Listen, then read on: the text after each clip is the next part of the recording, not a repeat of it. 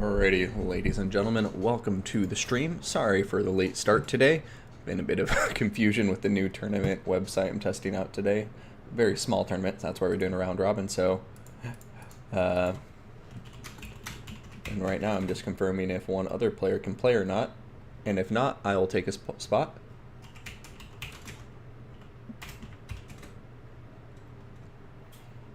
I'm going to go join this lobby, and yes, looks like we are going to be able to watch some other players play, which makes me happy, because I would rather cast other battles for you lovely folks than play them, because always nice to see better players than myself. So, round robin, and I'll put TTT, which is the Tournament Testing Tournament, because I'm trying out Tournament instead of Challenge, which is what I've used for all of my previous tournaments. So we'll see. It looks like it's a bit more robust, sophisticated software, so I think I will probably convert to that in the long run, but want to do some more testing first. Now, I'm going to go quiet for a minute as I go ahead and find these players and get into the battle.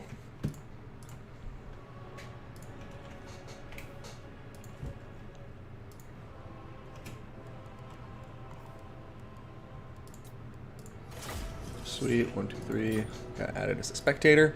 So let's throw up that army blocker. Let's actually grab the army blocker first and get ready for the fight. Cool. Looks like they're both in here. And maybe we'll have Dark Elves versus High Elves. Actually, they probably haven't done their picks yet. It's going to be blind picks and bans. So let's get in here. Let's see what the players choose.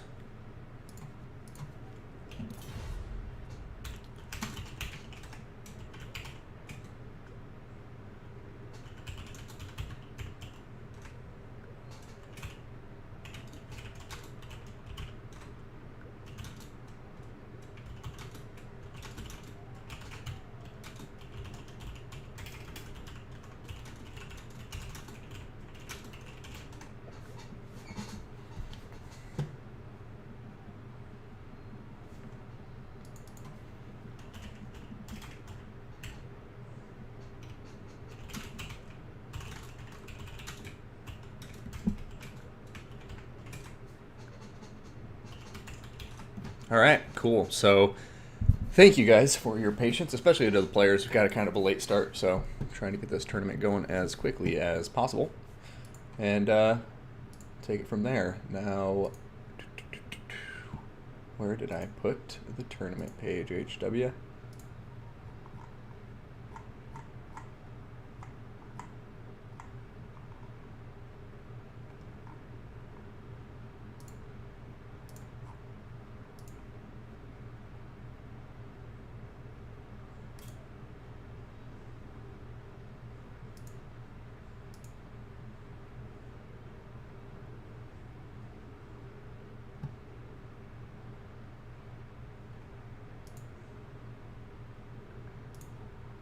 All right, so the Phoenix King versus Cowboy Bob, and I just want to be keeping an eye here for the Phoenix King's pick. He's the only player I haven't heard from yet. And there we go. All right, living up to his name, he will go High Elves. So High Elves versus Empire.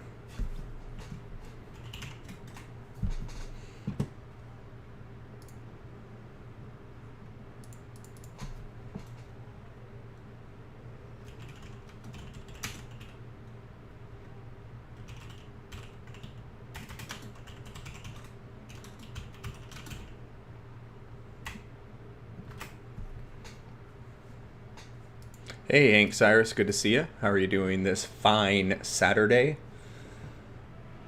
Welcome to the stream, and as always, let me know if video and audio quality is okay for y'all.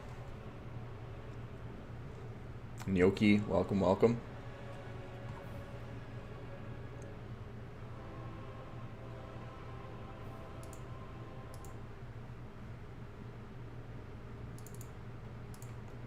Okay, so we got RTK J Phoenix.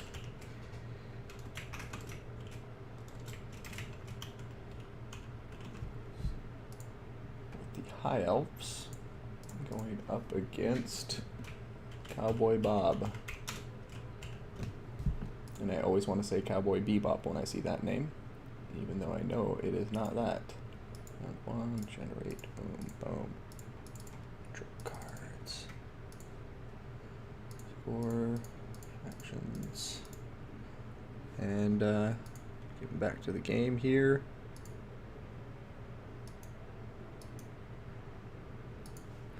And yes, a balanced matchup for once indeed. Playing in Logic Short Beard League in 15 minutes. Hey, Hank Cyrus, very nice. What's the shtick with the Short Beard League? Is it like a kind of regular tournament format, or is it dwarf related, given the name or anything like that? Let's see. Blue faction, High Elves.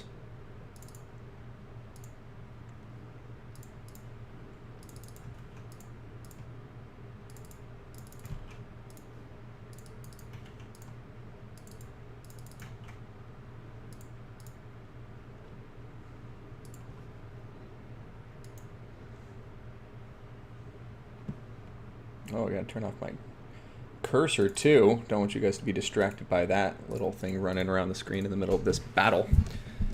But yeah, High Elves versus Empire, very even matchup in my opinion. I really wouldn't give an edge to one or the other, although I would say in my recent memory I seem to remember Empire doing better more often than not, especially with those Hellstorm rocket batteries.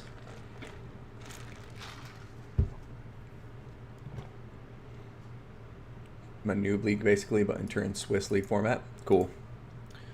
Yeah, I'm brainstorming and stuff, trying to get something figured out, because I've definitely slacked off with the tournaments and just want to try to get back into a routine again. But then again, I feel like I'm perpetually saying that. I'm a broken record.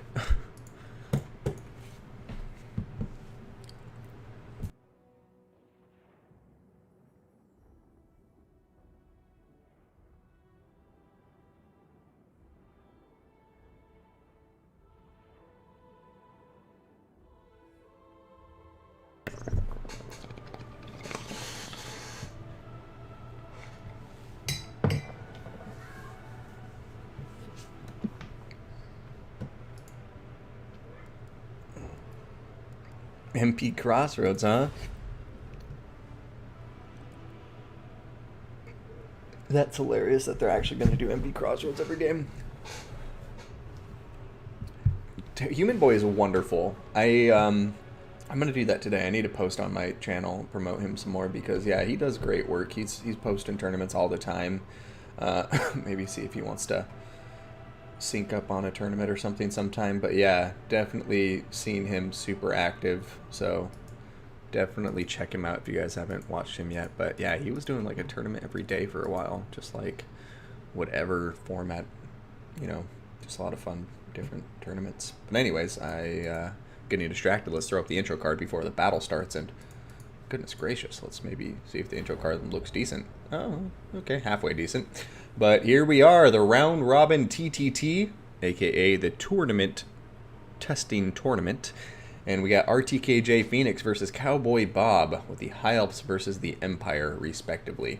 So let's go ahead and remove that intro card and get into this battle between these two guys. So MP Crossroads is the map, classic map, and some love it, some hate it, some are right in the middle, but whatever you say about it, I guess it's balanced. Although I'm sure there's people who debate it, but I guess that depends on your definition of balanced. But as far as hiding spots go, there's none of them. As far as terrain goes, there's none of it. You're just going to be sitting here on this big flat plain, duking it out. Brings me back to Warhammer 1 days when this map was very much used in tournaments. But yeah, a little bit boring, but classic. I guess I consider this the lab map, if I'm referring to like Street Fighter or another game like that, where it's just like it's the map that has nothing in it. It's the lab.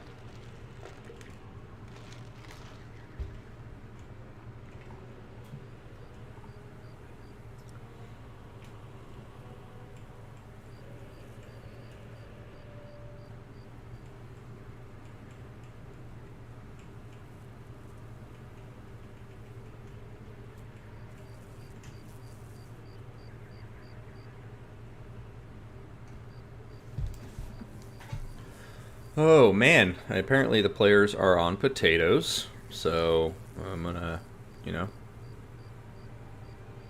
just wait with you and actually reply to this text.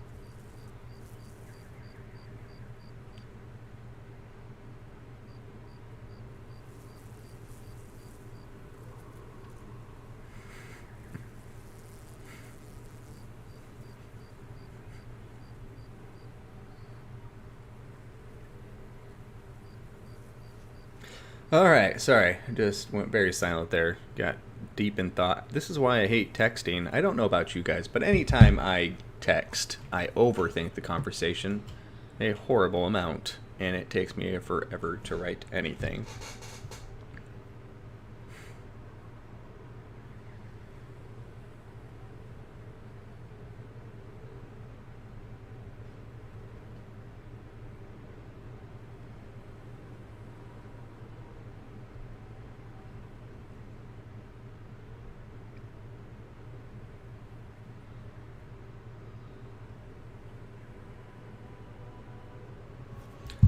Okay. I'm wondering if this is going to work or not.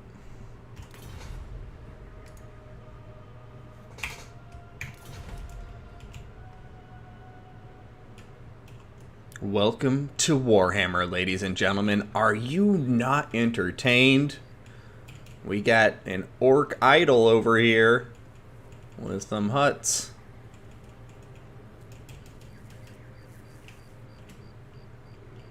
Gork and Mork. I don't know which one is which, but to be fair, neither do the greenskins.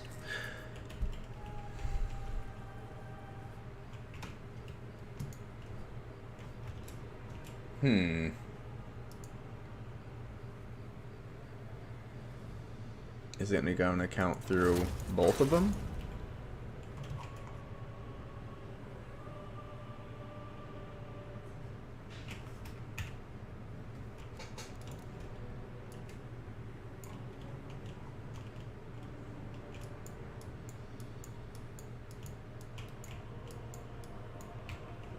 Help. Help. Help. The game isn't loading. Help. Okay. Somebody just out potatoed your potato, Phoenix King. I was gonna say, is this you or Cowboy Bob? Should we leave and maybe try to rehost the lobby? Or is this just not gonna work?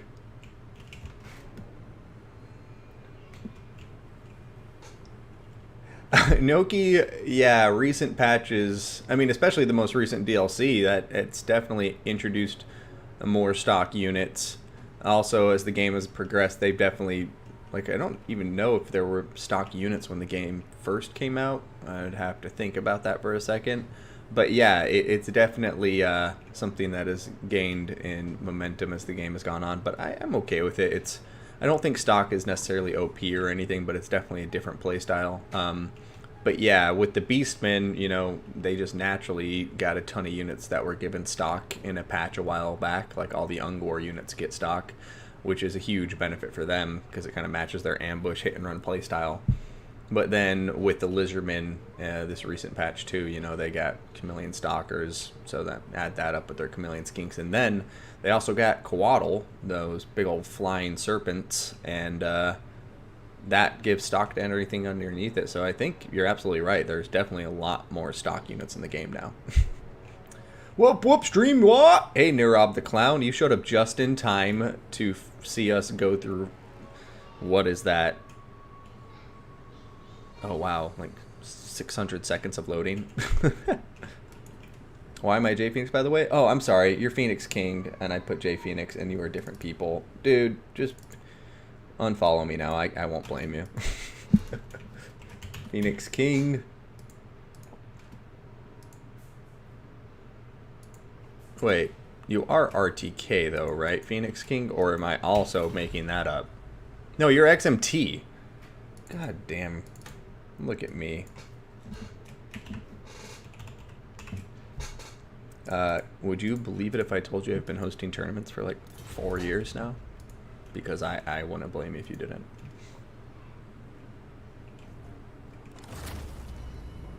Okay, so I guess I'm just gonna have to quit the game. HW, can you explain the thought process on the Fnatic nerf for Night Goblin Archers? Mirob the Clown.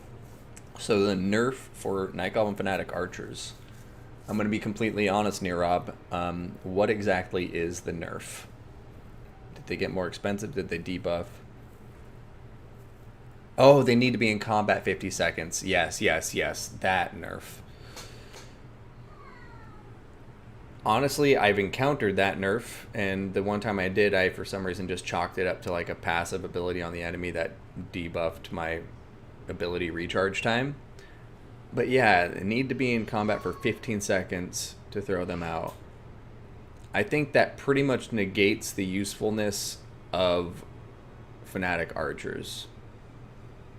Like, I don't know any reason I would spend an extra 100 gold for a Fnatic Archer over just a Night Goblin Archer. So I could have loons that I can only throw if I get them in melee combat. Because that's not what I want to do with my archers. Ever, if I can help it. Alright, I lost connection to the game. Maybe it was me. Alright. Well, they're still in there, apparently. I'll be damned.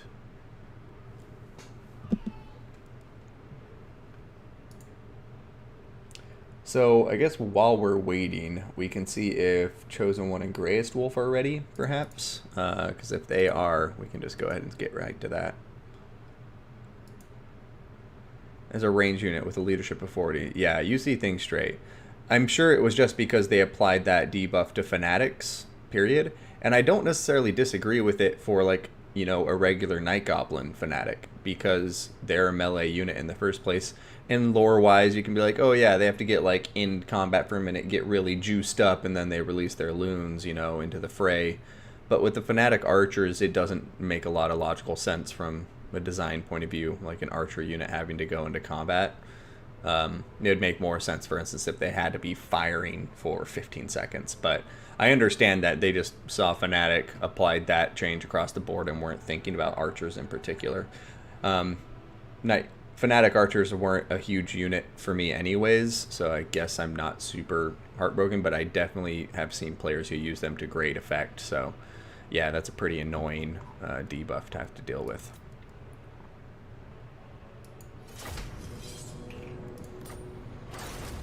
Man, all 34 of you just showing up to watch me talk and not watch any fights. What's happening?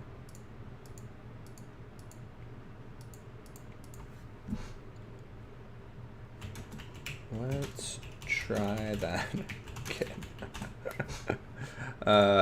I hope it isn't me, but I'm not dropping frames, so my internet's fine right now.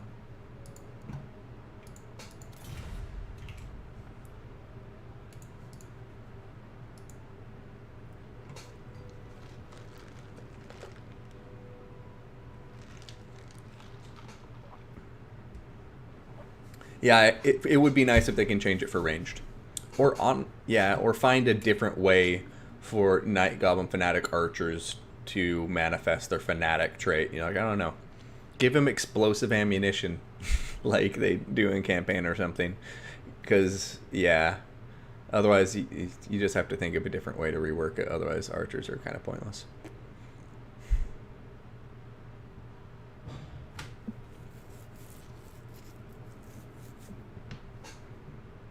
I'm sorry, Near the Clown. It's always a bummer when builds you like go out of fashion. Howdy doody, y'all!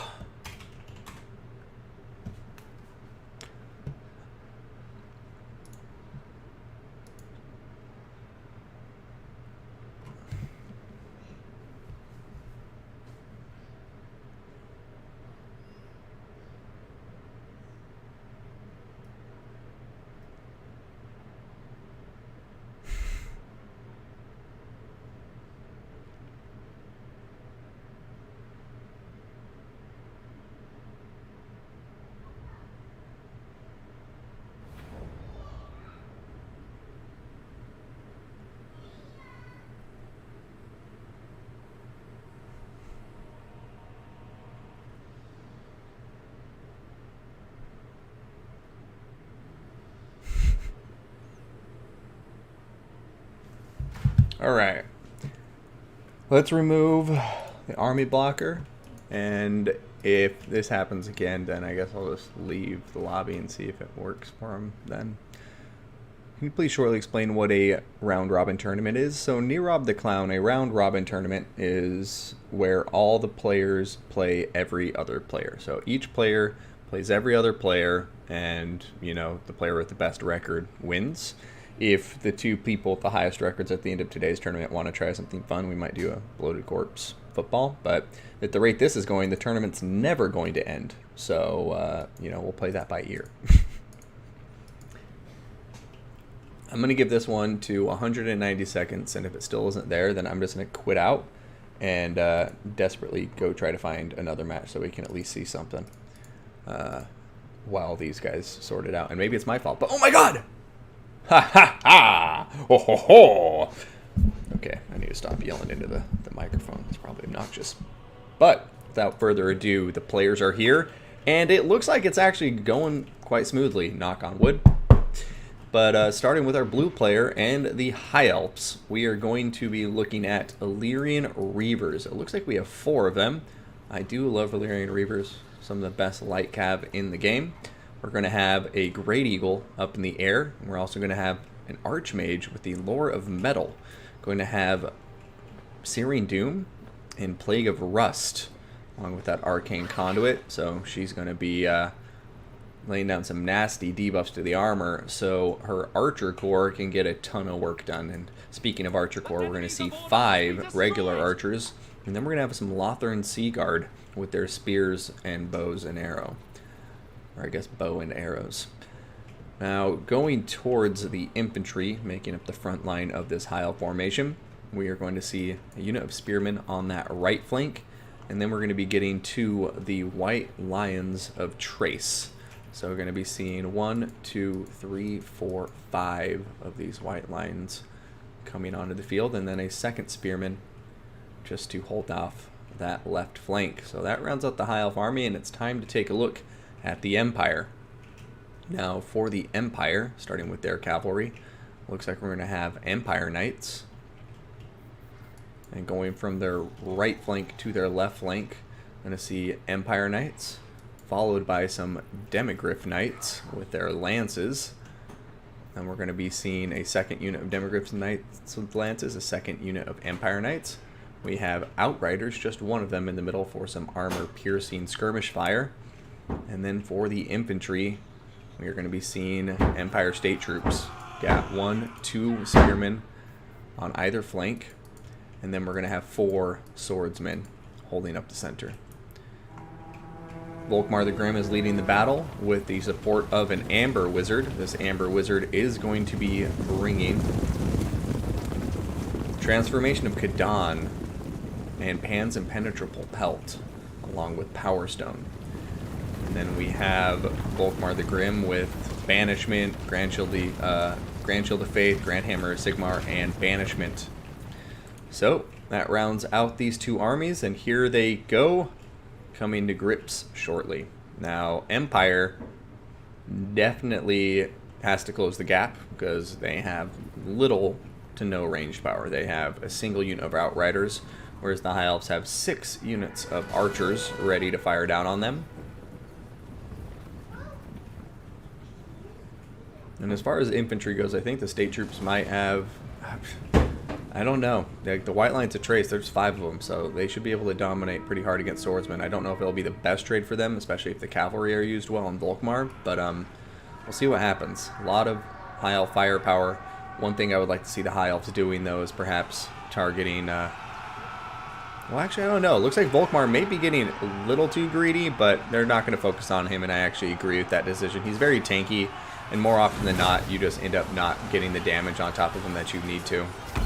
Looks like we're going to see that Plague of Rust upgraded going down on Volkmar, so he's at 40 health, or sorry, 40 armor. Demigryph Knights with lances coming for a nasty charge, knocking back the White Lions of Trace. We're now trying to hit him back, and it looks like we're going to be seeing some type of Searing Doom going down. And it's going to be doing some nice damage to the swordsmen there, and the swordsmen are going to be wavering and breaking. And it looks like the High Elves, for the most part, are winning the infantry engagements. But on the right flank, the Empire doing a bit better against the High Elf forces. Over here, we do see the Great Eagle is in combat. Demogryph Knights are pinning it in place. Isn't going to be able to escape. It looks like it might just be able to, but it is currently terror routing and getting hurt quite badly.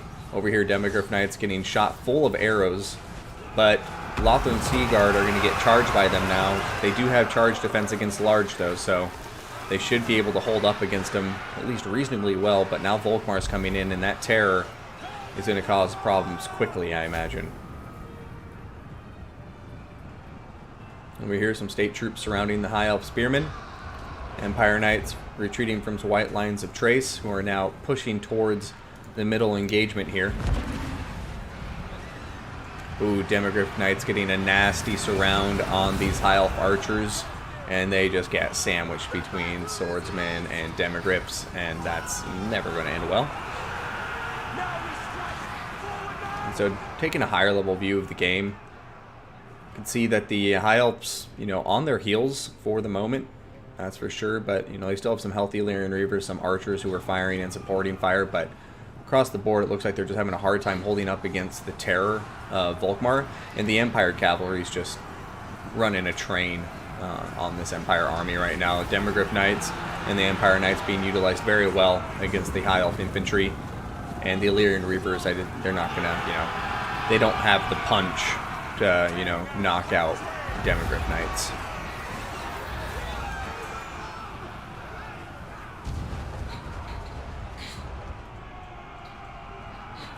And earlier in the battle, yeah, it looks like the High Elf Lord did die. She was low on health, so I'm not sure if it was an overcast, friendly fire or, anything else. But without any leadership, I think the High Elf's chances have just gone to slim and are soon approaching none. Demogryph Knights getting on top of Illyrian Reavers.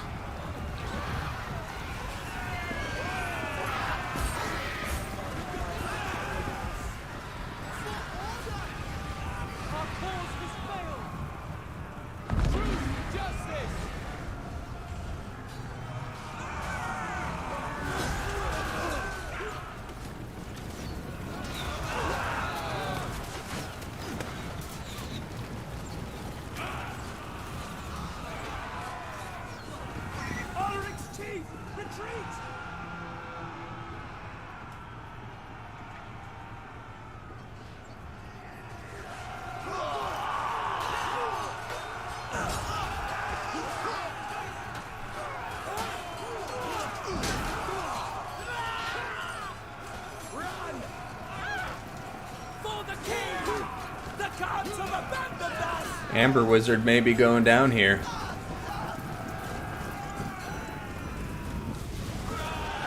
Oh, no, they're going to let him run away. Banishment being cast down. Looks like it's going to miss him narrowly. Yeah, going to veer off harmlessly in another direction by the looks of it. I'm going to go ahead and take a higher level view here.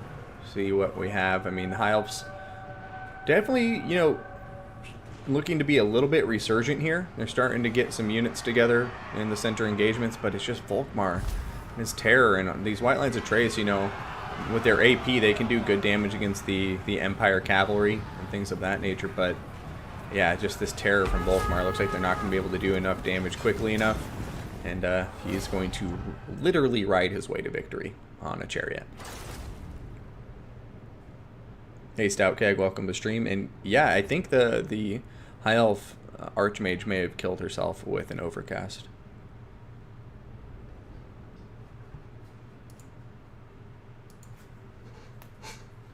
Okay, so let's go join Chosen One versus Greyest Wolf, as they just confirmed.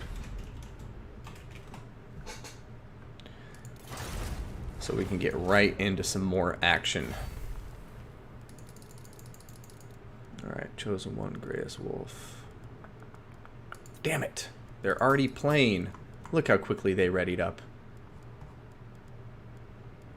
So, in that case, let me go take a peek at the bracket. So, Zero and Cowboy Bob will be up next. So let's watch that.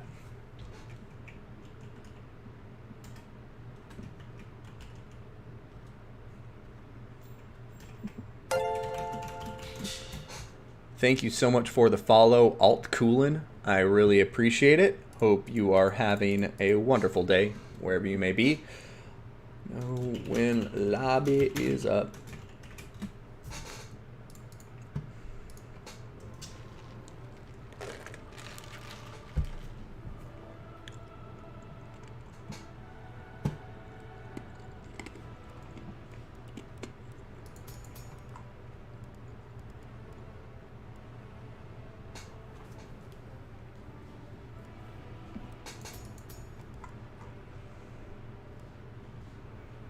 Pimp wagon too strong. Always alt cooling.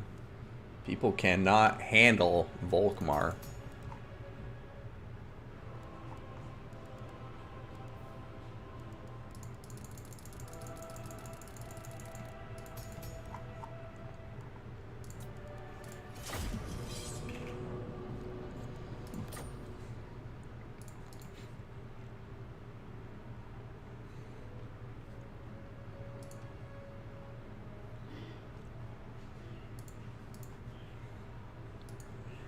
Oh, damn.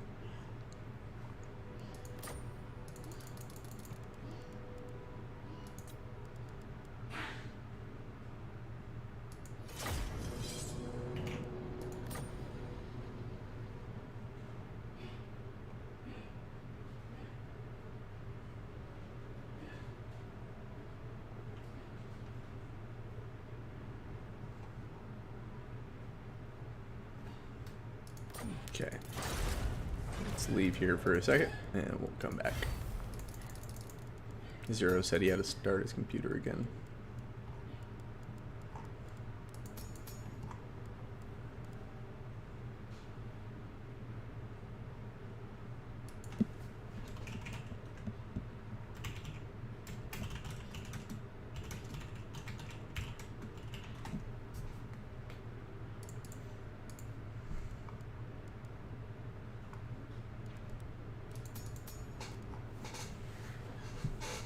Alright guys, I want your honest opinion. What is a better unit? What is more competitive to bring out of these two units? A bloated corpse or... And give me a second here. A bloated corpse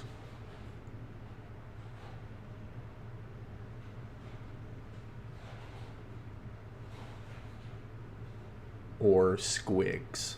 Not squig hoppers, regular old squigs. So squigs are 500, bloated corpses are 425. Which of those two units do you think is more competitive in the multiplayer setting? I'm gonna say bloated corpses. What is the Twitch stream, Mark Howell? It's my son HW. Oh, cool. Yeah, I need to get those names changed to the same thing. I think I'm going to change my YouTube to my son HW because eventually I want to do other things, other games and stuff. So just have my Total War Warhammer section and then other things. But my son HW is my tag. Hey, 40K Christian, thank you so much for the follow. I really appreciate it. With the Prime sub.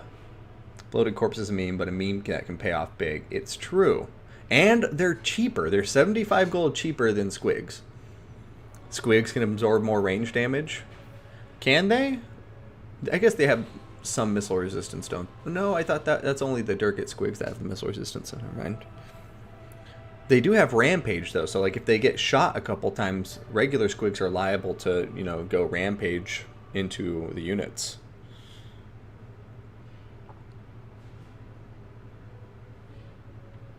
I don't know. I guess they do kind of well, no, they can kind of fill similar roles. I mean, squigs more often than not, though, you want to try to get a rear charge with, or I guess you can do like a disruptive charge with them. I guess I don't see squigs super often in the meta either. Maybe I need to bring them into my armies and try them some more, because I always opt for Night Goblin Squig Hoppers because they're faster and better leadership and stuff like that. But Squigs are significantly cheaper, like what, 150 cheaper. Bloated versus VC or Norska might be possible to bring. That's a good point. A bloated corpse versus the vampire counts isn't something I've thought of.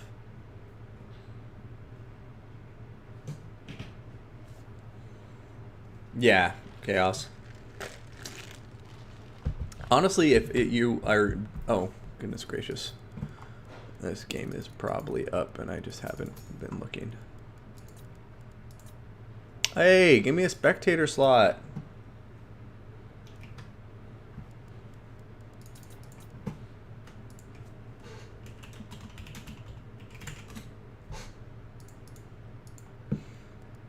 But back to bloated corpses. They do have the vampire fleet captains, and the captains have...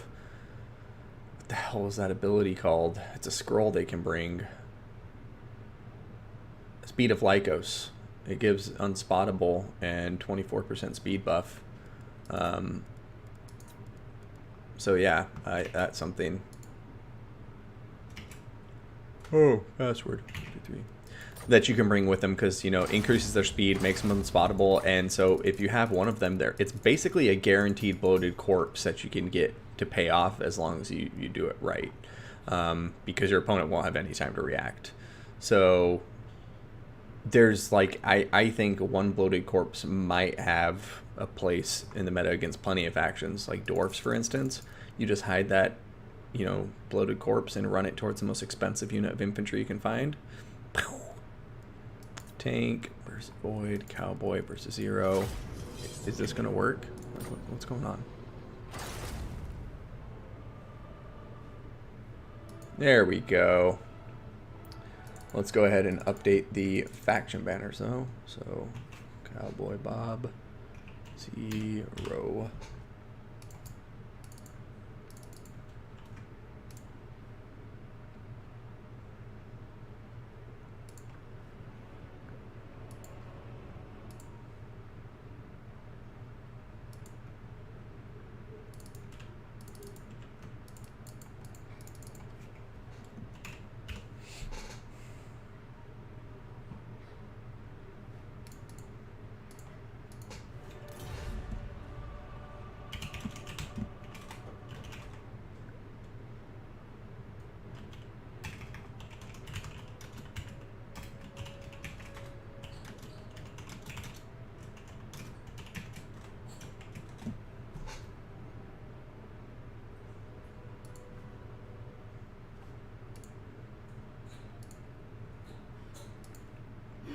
All right, we got the factions picked, and it's going to be Chaos versus Brett.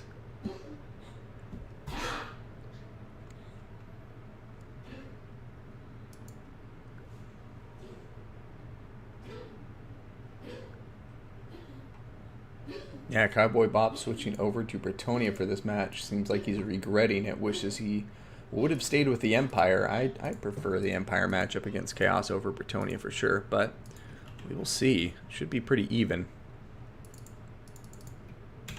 But this is a matchup where Chaos's halberds can shine.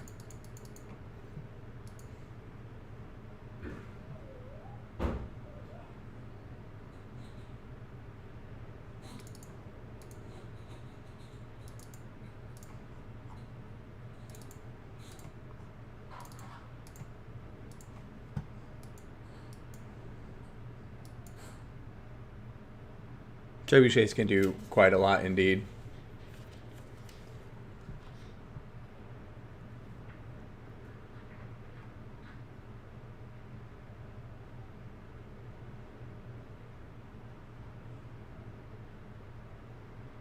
No worries at all, Altcoolin. Thank you for the suggestions. I need to be better about that. I usually post like in the tournament channels for Turin's Discord and others, but I don't post when my streams are live in there. So thank you for the suggestion. I do need to get on it. Wouldn't have found stream unless Twitch recommended it. Well, I'm glad Twitch recommended it at least. So thank you, Twitch.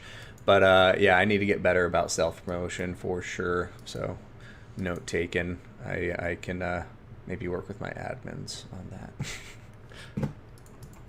But I'm glad you guys are here nonetheless. You know, there's still, 39 people in the chat with us so far, so not too bad in my book.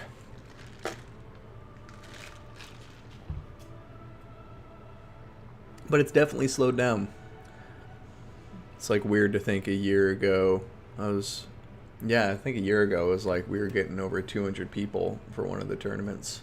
That was like the ECL qualifier where I got close to 300 viewers. But since then, yeah, I've just not been as consistent. And real life happens. Sometimes you got to put more emphasis on your real life job, and unfortunately, tournaments and streaming gets on the back burner. So, but I'll keep on buying lottery tickets until I win, and then I can quit and play Warhammer forever. I'm just kidding. I don't buy lottery tickets, and I do not advise any of you to buy lottery tickets. It's a horrible waste of money. Oakenhammer is the map. Bretonia Chaos, and it looks like Zero's ready. There's Cowboy Bob continuing to work on his build.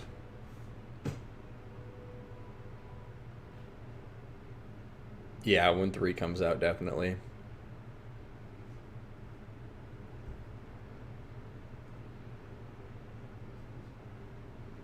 Yeah, I think the last time where we're getting like the 200 viewers and stuff was the Warhammer World Cup, which was earlier this year, like 3 months ago. And that was wonderful. So, Game 3 is still on the way, though. And, sometimes people just need a break. Maybe the community needs a break. Absence makes the heart grow fonder. And so when Warhammer 3 comes out, it's going to be right back to the passionate love affair I have with Warhammer. All right, so Oakenhammer's the map. Another classic Game 1 map. And Cowboy Bob taking on Zero. So let's throw up that intro card as we wait for the players to load in. Yeah, that intro card is feeling really janky lately, huh?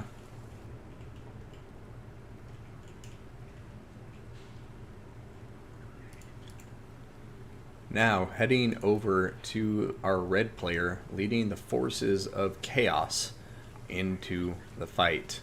We're going to be seeing a lot of Chaos Warriors here. Looks like we're going to have some regular ones. Just one regular one that I can see. We got 2 Marauders, 1 Marauder with great weapons. We're going to have 4 Chaos Warriors with great weapons on the map. Very popular pick in the current meta. We do have the Soul of Damnation Regiment of Renown Hell Cannon being brought by its Dwarf crew, or Chaos Dwarf crew. Shouldn't offend the other local Dowie. We're going to have Marauder Horsemasters. Does appear we're going to have 3 of them. And then for the leadership, who I haven't seen just yet. Aha! They will be over here. Now they get moved over here as soon as I get there. So Sigvald the Magnificent is going to be leading this army. He's going to have Heroic Killing Blow, Slippery, Stand or Die, and then Oryx Armor. And then for his magic support, I could have sworn I saw a caster. Aha, there you are. Riding a horse into battle. We're going to be seeing a Chaos Sorcerer with the Lore of Fire. You bastard. Where did you go now, Chaos Sorcerer? Okay. Chaos Sorcerer is going to be bringing Fireball, which I will have to remind him is currently banned.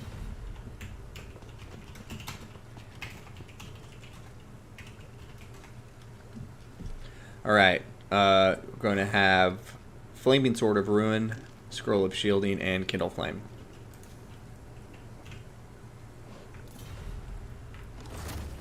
Goodness gracious, HW, what are you doing?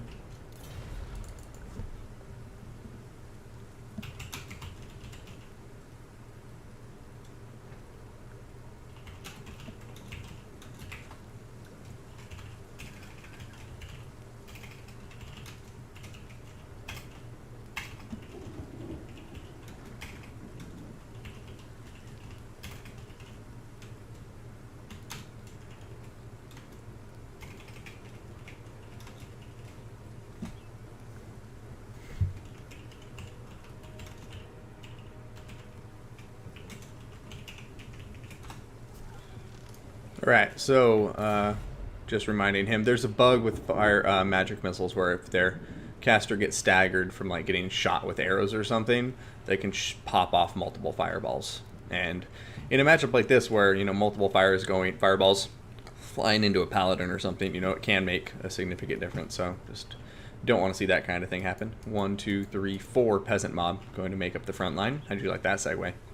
I'm going to have spearmen at arms on either flank with battle pilgrims in the center, representing the Lady of the Lake coming out to fight bravely. We're going to have peasant bowmen for the missile force. We're going to have pox arrows by the looks of it. So yeah, was that 3 with pox arrows or 1 without pox arrows? And then we're going to be seeing the defenders of the Fleur-de-Lis, questing knights, companion knights at Quinnell, and some more questing knights. But looking here at the defenders of the Fleur-de-Lis, looking beautiful. And honestly, same with all of the other knights. Tonia, cavalry, always the best looking in the game. We got the Soul of Damnation Hell Cannon now firing away, and it is going after the Battle Pilgrims. And that's going to be a direct shot. Already going to be killing off some models, leaving a patch of dead Battle Pilgrims in its wake. It's going to immediately change targets. I like to see that, switching them up, and it's going for Peasant Bowman with pox arrows. Not a direct hit, but still going to do a bit of damage.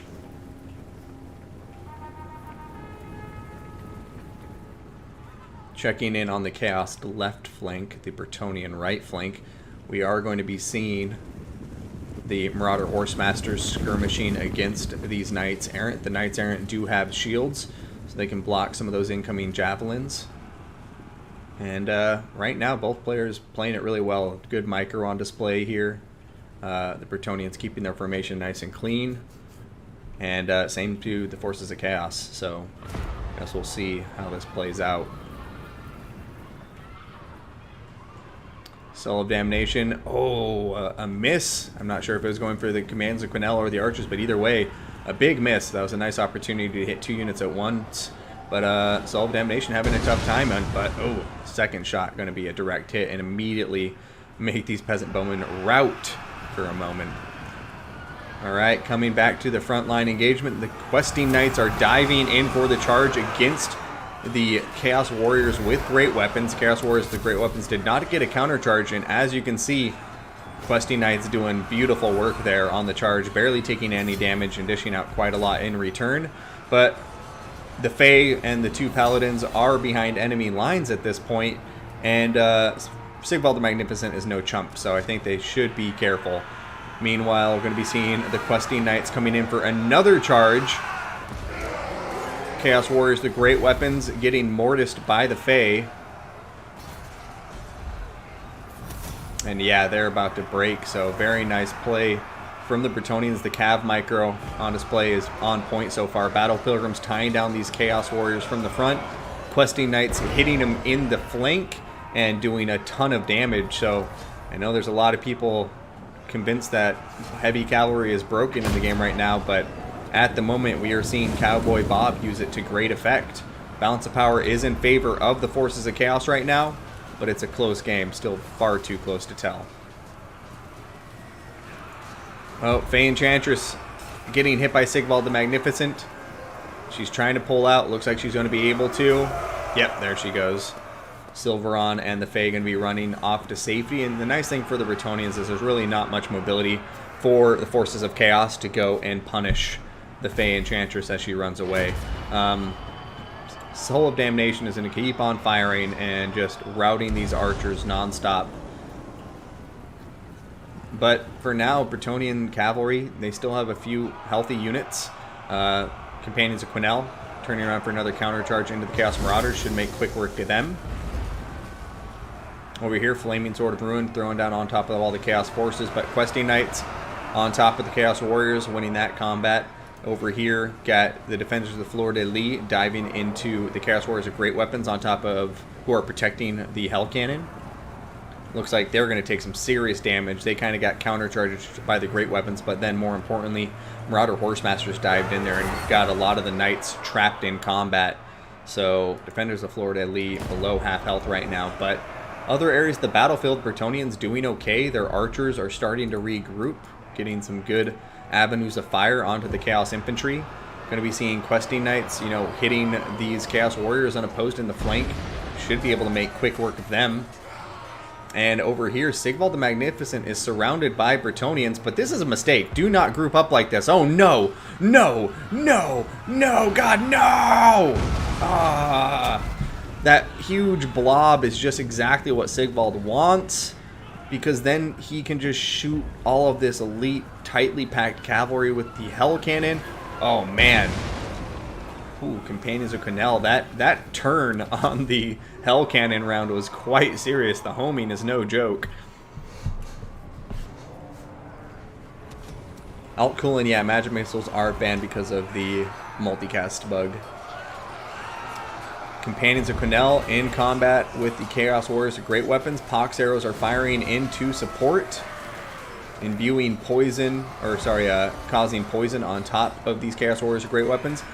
The Companions of Quenelle are weak right now. I don't know if they're going to be able to hang out for the rest of this fight.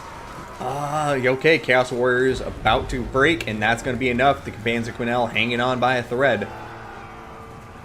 Over here, Marauder Horsemasters coming out to get up close and personal with these peasant archers, just tossing them onto the ground, doing tons of damage on the charge. And now the balance of power is really starting to creep away from the Bretonnians, but both Paladins are still alive. The Fae is still alive, so there's still healing available on the field. And right now, the Paladins, one of them's going after the Hell Cannon now. I kind of would like to see them going after the Chaos Sorcerer of Fire. Over here, this Paladin, where is he going? Oh, he was trying to get in here to save the Fae, I think, but the Fae may be a lost cause. We have the Chaos Sorcerer coming in. Oh, but the healing helping her, keeping her in the fight. There she is. She might be slipping away. Marauder Horsemasters need to keep up with her if they want her to die. But the balance of power at this point is very much lopsided. This Paladin coming in nobly trying to save the Fae, but I think he just got himself into a deadly situation. And that's going to be a GG. Chaos taking it. 0 the victor.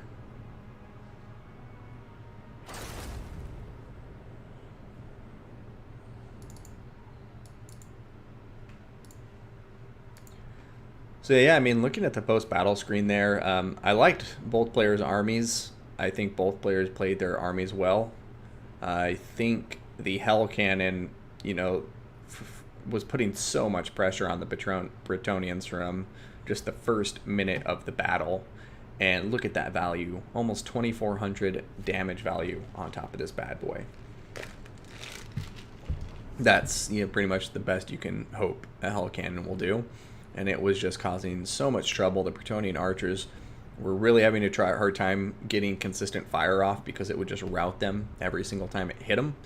And that's why I think I would maybe recommend bringing another archer at least. But also trebuchets. Like a trebuchet against this army, I think would have caused a lot of problems for Chaos. Granted, he had Fireball, but it was banned, and Fireball is really the only way to counter trebuchets effectively in this army, I think. Otherwise, he would have had a hard time taking out trebuchets with this army. And then the trade might have been much more even because, you know, a trebuchet or two throwing up Chaos Warriors with great weapons is going to generate a ton of value compared to even the Soul of Damnation, which is way more expensive. You know, 2 trebuchets are cheaper than 1 Soul of Damnation. But yeah, I think the cavalry was well utilized across the board, like really do. You know, for the most part, they were getting value. The Knights Errant, Defenders of the Fleur-de-Lis, and the other one having a bit of a tougher time, and I think they didn't get as good of engagements. The Defenders of the Fleur-de-Lis, I think, made a bad decision when they charged into the Chaos Warriors of Great Weapons in the backline. I probably would have recommended just continue pushing them wide and just like get right behind it and wait with them. Be patient. You have the mobility advantage. His only choice is if you just left the Defenders of the Fleur-de-Lis in his backline would be to push Chaos Warriors out to chase them, and you could easily outrun them and then turn around and take out the cannon when they're away. Or, you know, just leave Chaos Warriors in the backline doing nothing. And they're more expensive than your Knights Errant, and I think that allows you more time to clean up the front line And then as soon as those great weapons forget you're there or go off to get into an engagement, that's when you pounce, take out the cannon. And the other thing too, what was I thinking? That Chaos could do to potentially challenge you keeping the defenders of the Florida Lee, for instance, in the back line, is maybe he sends his Marauder Horsemasters after you. And if he does that, great, because that means the front line is now open to all the cycle charging you want to do, because really the only way to stop Questing Knights from hitting Chaos Warriors, turning around and running away, is going to be the Marauder Horsemasters. And the Marauder Horsemasters doing a counter charge, coming out from behind the infantry, dragging that Bretonnian cavalry down, slowing them down so the Chaos Horse of great weapons can be hitting them as they're trying to retreat. So if the Marauder Horsemasters are in the back line busy chasing around defenders of the Florida Lee, then all the better, I think, for the Bretonnian front line. But I'm going off on a tangent about what could have been, when in reality that was a well-played game to both players. So huge GG, and let's go find another match. All right, now for our next match, we have Greyest Wolf and Phoenix King, or Chosen One and Cowboy Bob. I think we're going to go watch Greyest Wolf and Phoenix King because we haven't seen Greyest Wolf play at all yet. Well, actually, I guess we haven't seen Chosen One play yet either. So you guys let me know if you have any, serious desire one way or the other. Otherwise, we'll just join whichever lobby we see pop up first.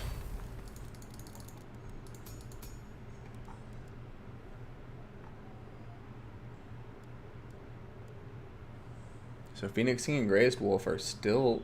Okay, so they probably just started their fight. So looks like Cowboy Bob and Chosen One is going to be the fight we join. So let me actually just join this lobby and invite Chosen One to it. Oh, actually, never mind. For some reason I thought Cowboy Bob hosted that lobby, but it was 0.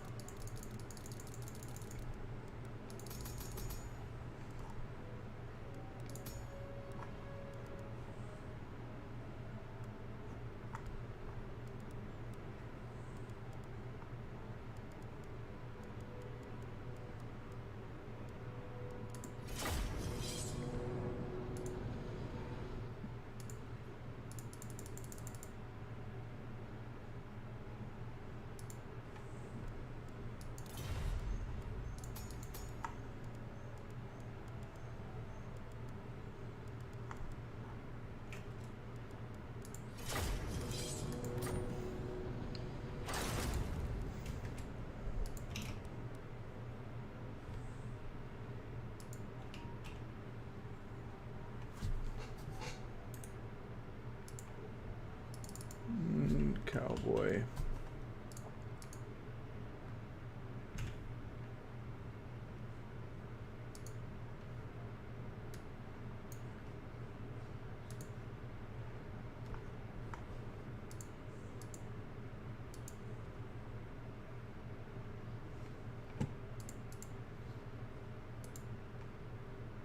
Oh, never mind. Chosen One conceded. So, Cowboy Bob, let's do it, man.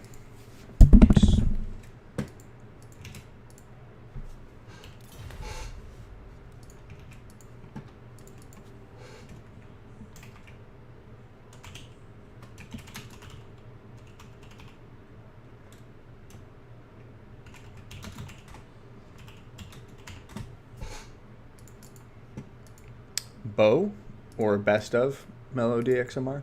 No, this is best of one. It was round robin, so everybody's just playing each other. Now this one will be me versus Cowboy Bob.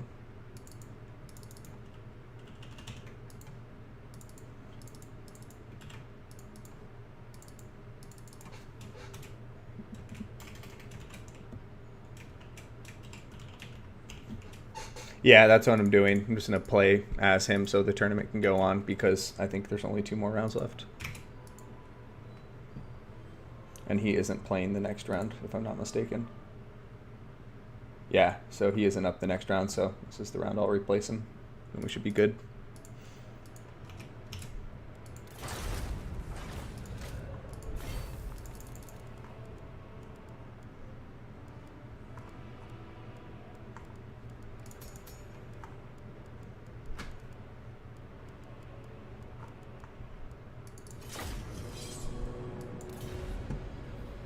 Also,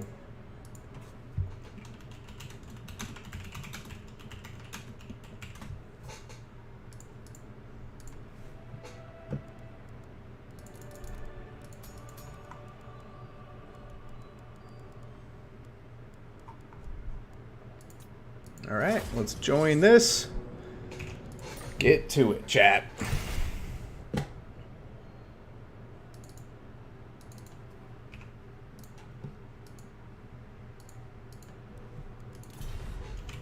Hey, good luck, have fun.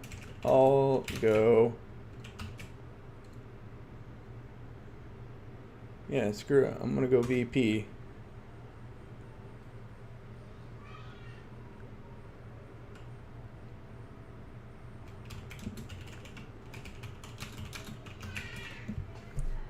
Ooh, VP versus Empire. This is gonna be bad.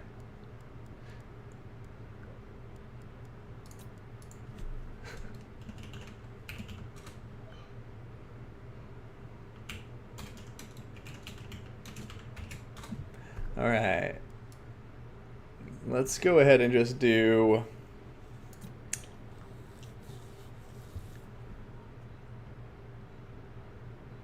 Where the hell are you?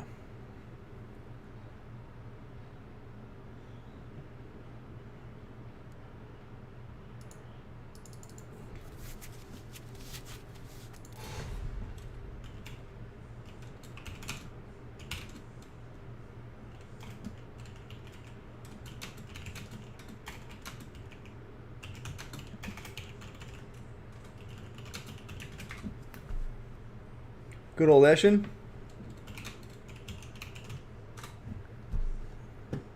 Stout Keg, thanks for the recommendation, my friend.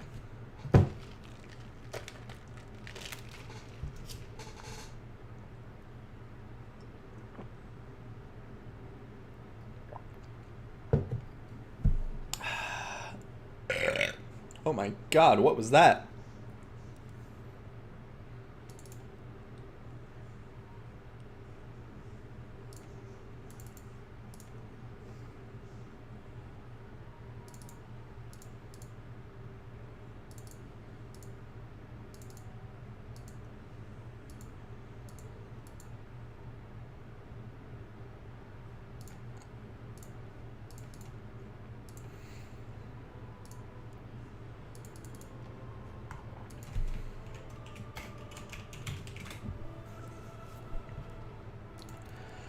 Alright, let's go see if we have a build for Vampire Coast versus the Empire.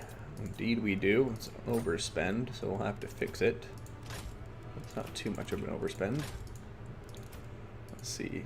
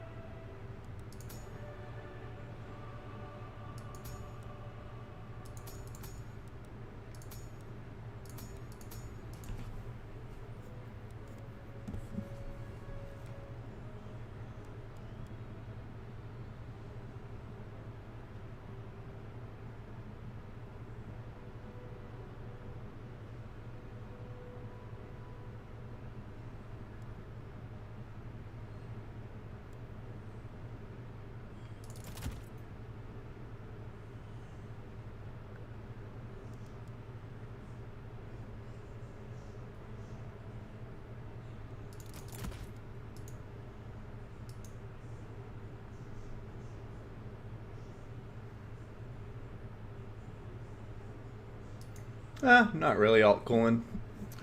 I'm not super concerned about losing to my own tournaments or anything. When I'm playing in like an actual tournament for, another host or something, then I'll probably put up my army blocker just, to make sure. But oftentimes I do that just so people don't give me advice during the build, because then I'll kind of second guess myself and always mess up. So, all right, map set ready. Let's do it. Eschen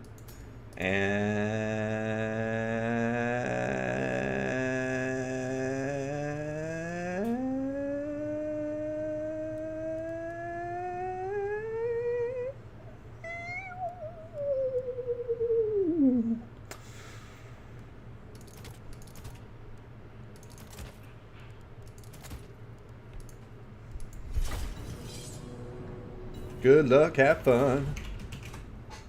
To our opponent. Yay, I get to play. That's always a nice change of pace.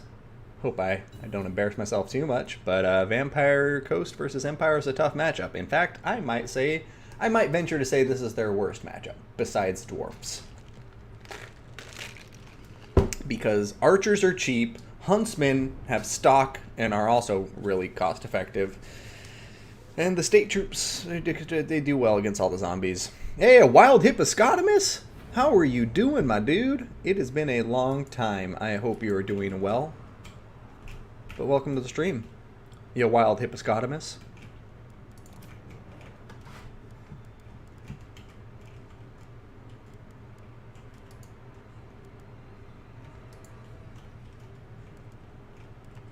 Let's see if our vampire forces can take them out.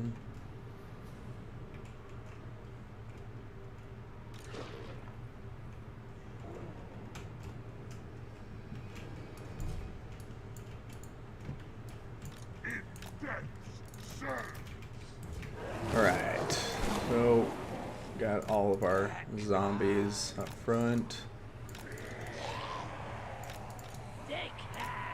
We're going to have not bloated corpses, sorry. Animated, what are these called again? Yeah, animated hulks in the back line. Sirens, we'll be working on some of them. Storm them. Let it begin. Okay, can do that. Have these guys back here in the rear help protect things. And actually, let's do it like this. So Sirens on one side to help fight Cav because they have armor piercing, halberds on the other, the polearm depth guard on the other to fight Cav. And then for our missile units, we can do something like this, perhaps. Perhaps.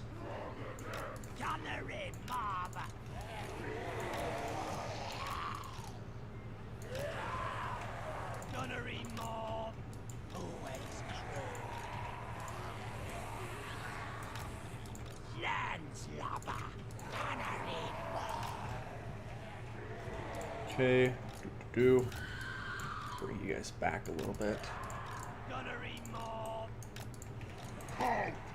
Put you there with the depth guard. Storm them.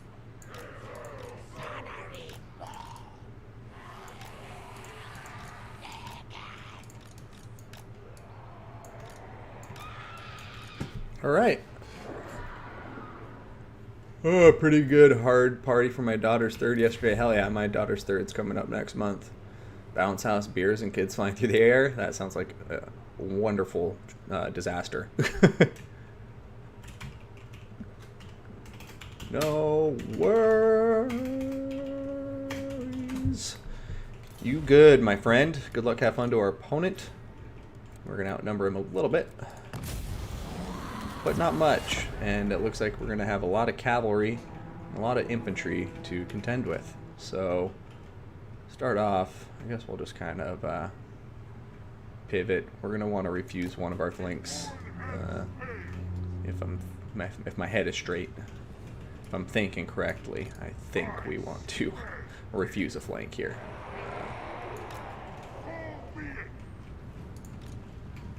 Let it begin. Slay the enemy.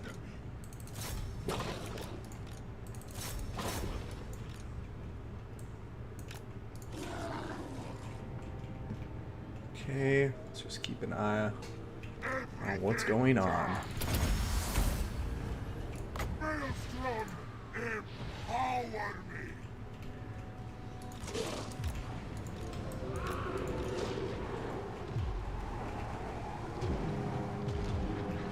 Not going to do too much damage, unfortunately.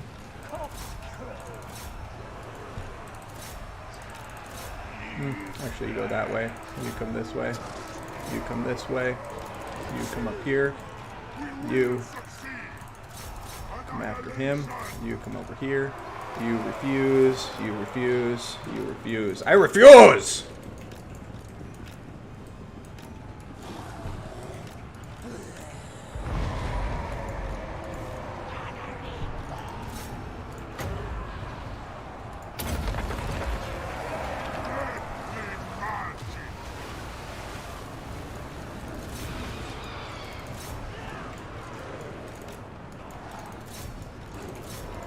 Okay, go over here. Serve me. Blood will spill. Summon things. He's killing all of my pistoliers, which I'm happy about. Oh crap! Nice banishment!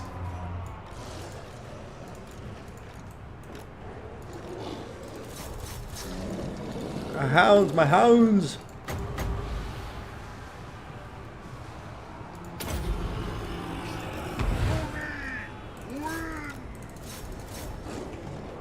Okay, stay on top of them.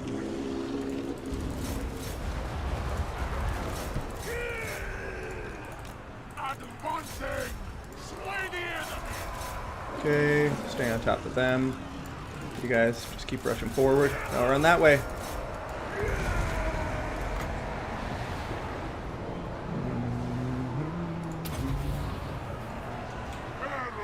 Okay, our kind of melee focus seems to be paying off. Don't want to get ahead of myself, but right now looks like we're getting some good work done against a lot of his units. Sirens, pull out of here.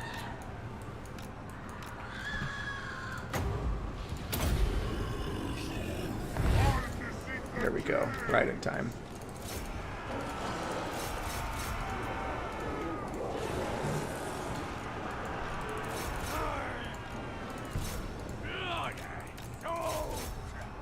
Okay, come over here. Come over here. Sweet. Noctilus! To me! Win!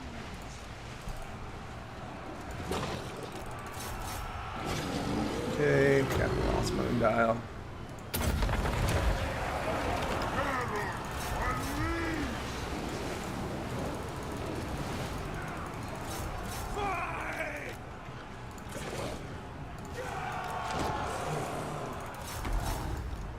Would you shoot people?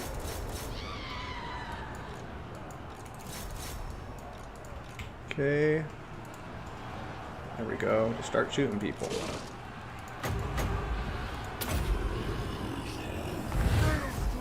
Try to heal up everything that's in there for as long as possible. Buy us some time. Meet your doom!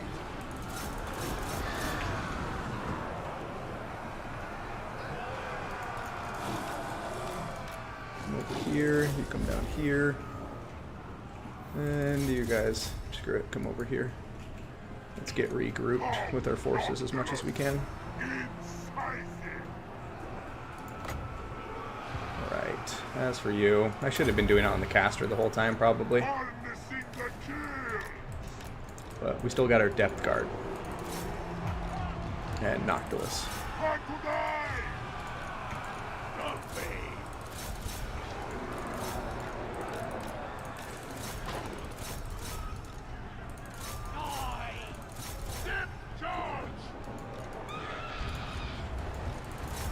Okay, come on. Swift as death Can we wind. do it? Alright, let's get over here.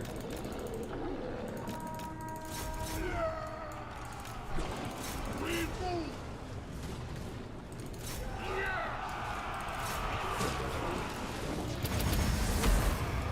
Tommy wins.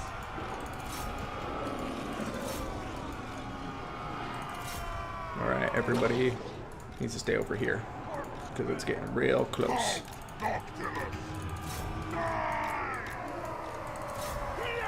Get those knights. Don't let them get away. No, they're getting away! Orders. Marvelous soul. Thine will be done. Come on, Depth Guard. Kill those guys quickly as you can. My will is infallible. That's the card. No mercy. Dead set. Inevitable death. Deathly magic. Maybe a waste of magic to heal the Depth Guard right there. Bring the night. Hunger. We will see. Thanks the God. Everybody run this way. Gift them death. I will move. Night march. It is done. What up? Bright Wizard, get wrecked.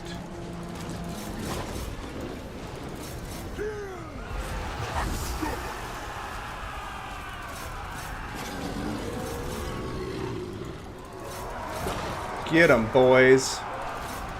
Charge.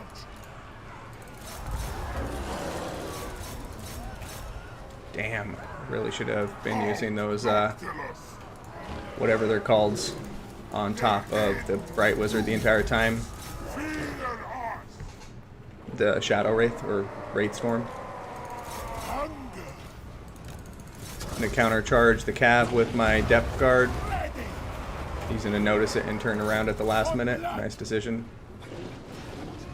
And the bloated corpses are getting in there. Send this guy on to him. You guys actually turn around now. And then we're gonna turn around and attack you.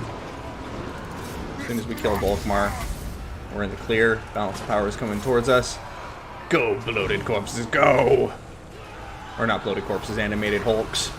These poor ogres that sank to the bottom of the sea.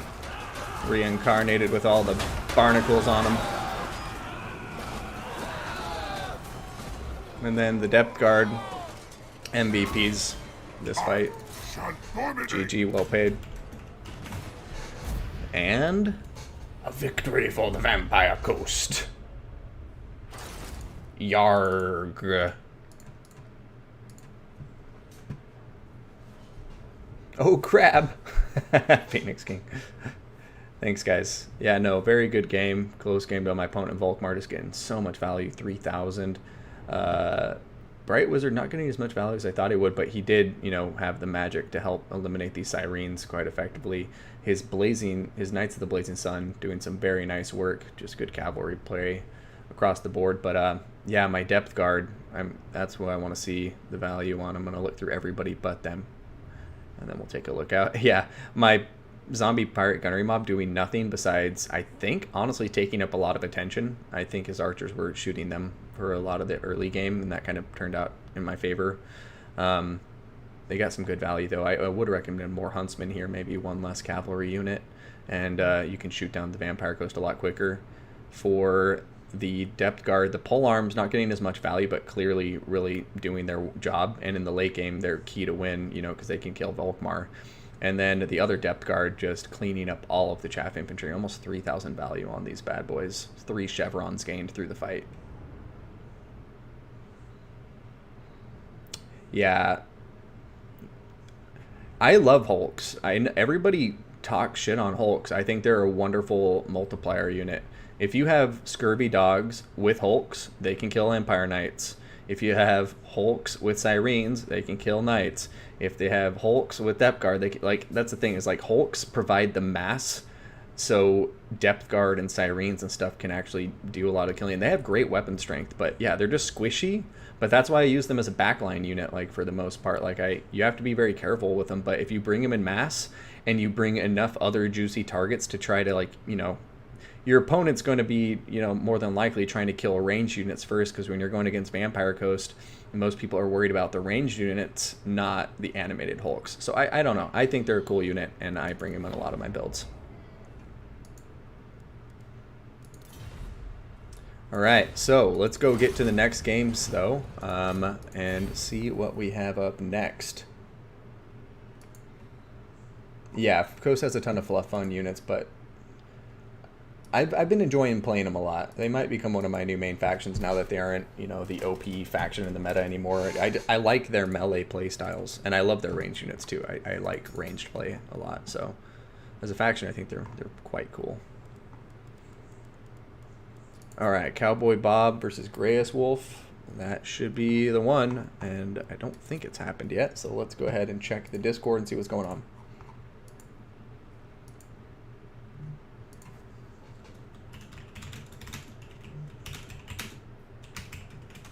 All right, sweet. So we'll have Grayus Wolf versus Cowboy Bob.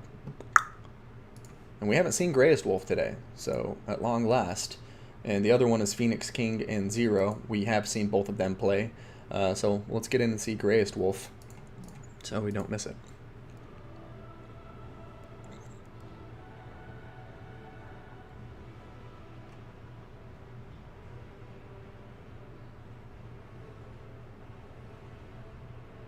What changed to make them out OP? Yeah.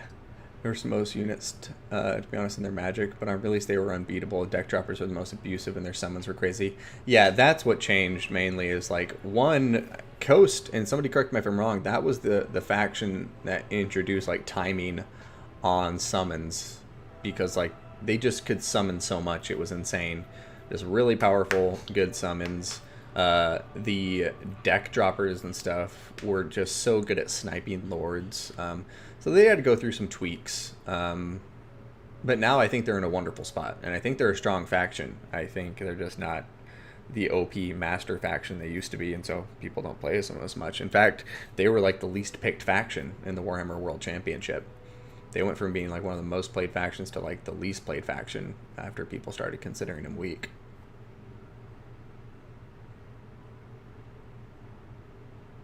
Double gunnery, right? Extra powder with deck droppers are still good, but I don't know what changed specifically. Are the exact changes in the most recent patch note? No, they were nerfed a long time ago. Alt cooling. No, probably before Twisted 2 alt cooling. Twisted into Twilight might have been the patch notes you're going to want to check out, though. I think Twisted in the Twilight might be far enough back to where that's the patch. But somebody in the chat, if you know, please confirm so I don't mislead you.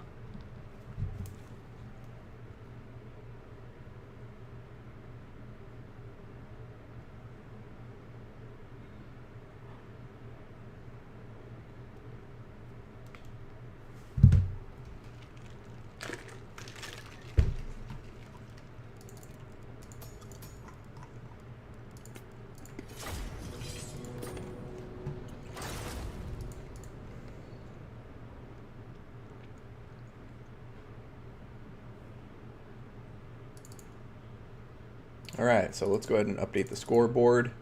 We're going to have Grayus Wolf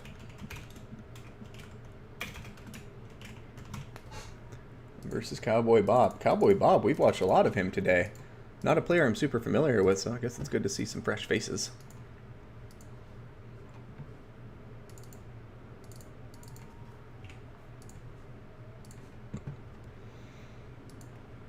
Yeah, people figured out how to beat Coast. That's a fair way to put it too, Salsicha.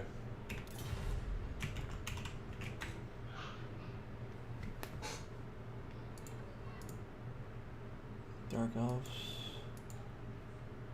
Empire. Alright, so we got Dark Elves Empire. Dark Elf versus Emp.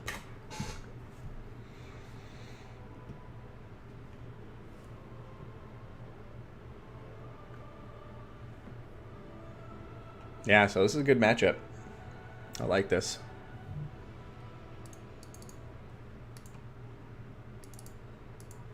Dark Elves versus the Empire. Ladies and gentlemen, prepare yourselves.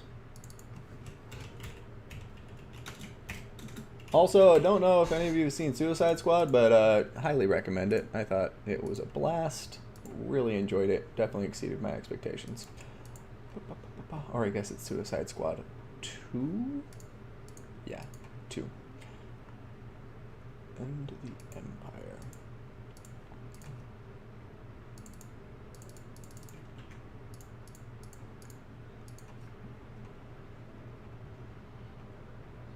Yeah, you can alt cooling.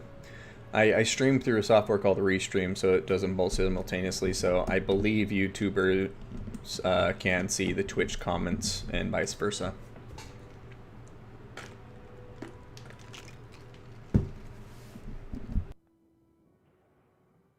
All right, guys, I'll be right back. Just one moment.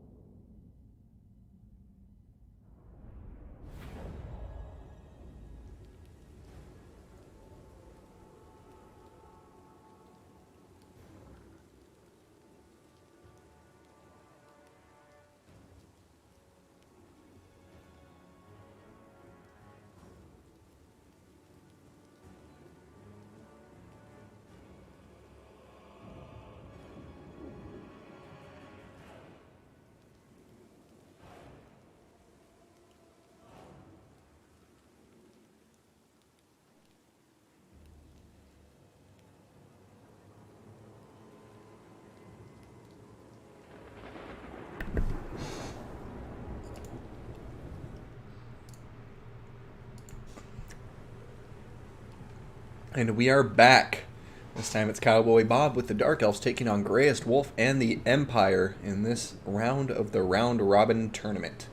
So let's go ahead and remove that army blocker and check out our players' armies. Going back to our blue player for this match, we are going to see, looks like Slaaneish's Harvesters.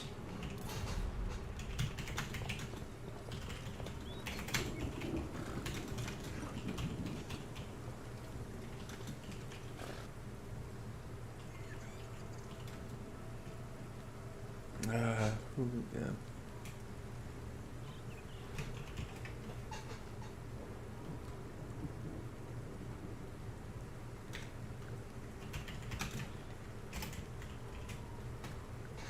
All right, so sorry, that sucks that they won't get Soul Stealer. But going over the army, I'm going to have Dark Riders with Shields, 2 of them. We have some Cold One Knights, Slaaneish's Harvesters, as we mentioned. We got Dread Spears, Bleak Swords, looks like 3 Bleak Swords that I can see, and 2 Dread Spears. And we're also going to have some Scourge Runner Chariots. We're going to have 1 and 2 of you. And then flying above the Cold One Knights on their beautiful Velociraptor mounts, we are going to have 2 Feral Manticore, or sorry, just 1 Feral Manticore along with a Master and a Supreme Sorceress of Beast. Transformation of Kadon, Pants Impenetrable Pelt coming on top of her, and Guardian on top of that Beast Master. Over here, we have the Empire in red. Going to have Spearmen, looks like 1, 2, 3, and 4, and 5. We have 2 Swordsmen, one of which will be the Sigmar Sons Regiment of Renown. And then we have some Empire Cavalry. We got some Outriders with grenade launchers. I absolutely love grenade launchers. We're also going to be seeing the Knights of the Blazing Sun, Elite Cavalry, and a second unit of them as well. Have a great cannon here in the back line firing away. And then we're going to have some of my favorite units in the game here. We have 4 War Wagons up against the Dark Elves here. Marcus Wolfheart is leading them. He's got Hunter Snare, Amber Bow, and Focus Shot. And that's going to round out the Empire Army. Plus a Bright Wizard. Burning Head and Cascading Fire Cloak. Cannon going to town on the Scourge Runner Chariots.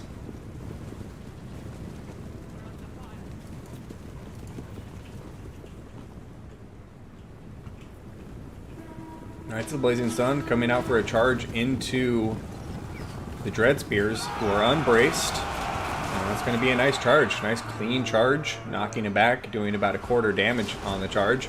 And we'll see how they follow it up. But right now, these War Wagons doing some work.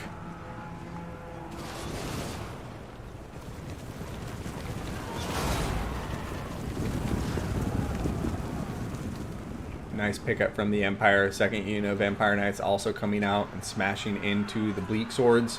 And Bleak Swords just not enjoying life. Meanwhile, in the backlines, you do see the Dark Elves going for a very wide sweeping flanking maneuver. Got 2 Dark Riders pushing in. The Slaanesha's Harvesters just split up with them. Oh, over here, Focus Shot going down on top of the Supreme Sorceress of Beast. And there goes her first of 2 Manticore summons.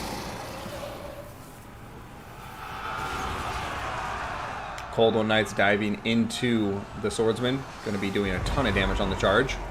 Burning Head going down, though, and oh my god! It just burned through so much Dark Elf infantry. It does look like it's going to go off into no man's land now, though. Still, nice play from the Empire. Sigmar Sons holding firm since they are unbreakable.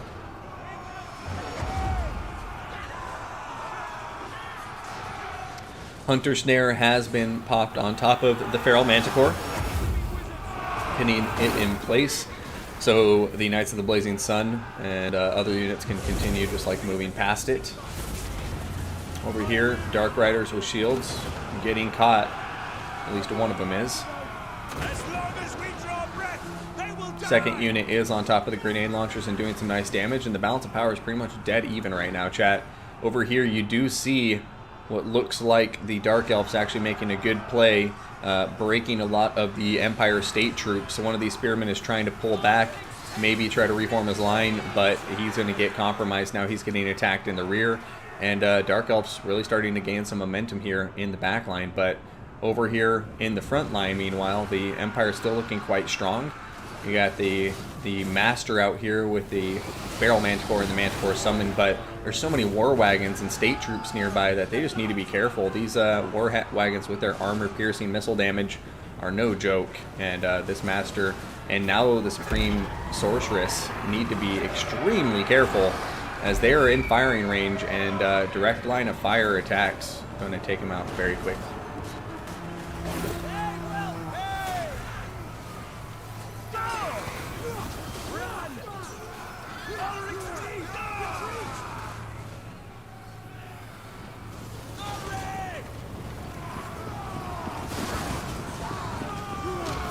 War Wagons coming in here to fight the Cold One Knights, along with the Knights of the Blazing Sun. Dread Spears coming in to support. Balance of power is now squarely in favor of the Dark Elves. Empire were looking strong there for a bit, but they're starting to lose the momentum. Marcus Wolfheart has just been routed, and he might be killed here, chat. And without Marcus, the chances are going to be very slim for the Empire, I think, as leadership is going to start tanking. The Dark Elf's using another Burning Head here. Or sorry, the Empire using another Burning Head here to eliminate some of the Dark Elf infantry, but I just don't know if it's going to be enough. Smash them aside!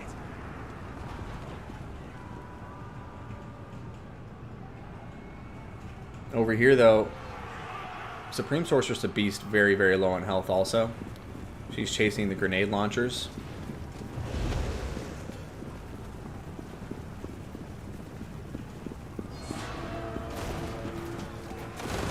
Just launching a volley right into the Scourge Runner Chariots. I love it.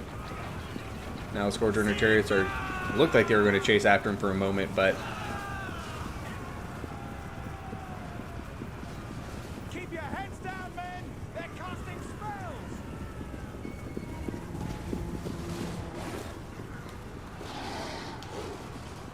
Terror kicking in, balance of power continuing to crawl towards the Dark Elves.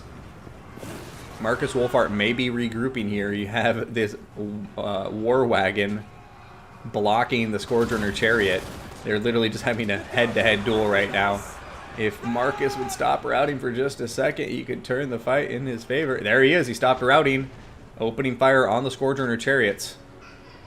Another volley, and he might kill off one of those chariot models, but we'll see. Nope, not quite. Oh, and then he just got counter skirmished. Gonna get charged now by one of them. Ugh. Marcus just can't catch a break.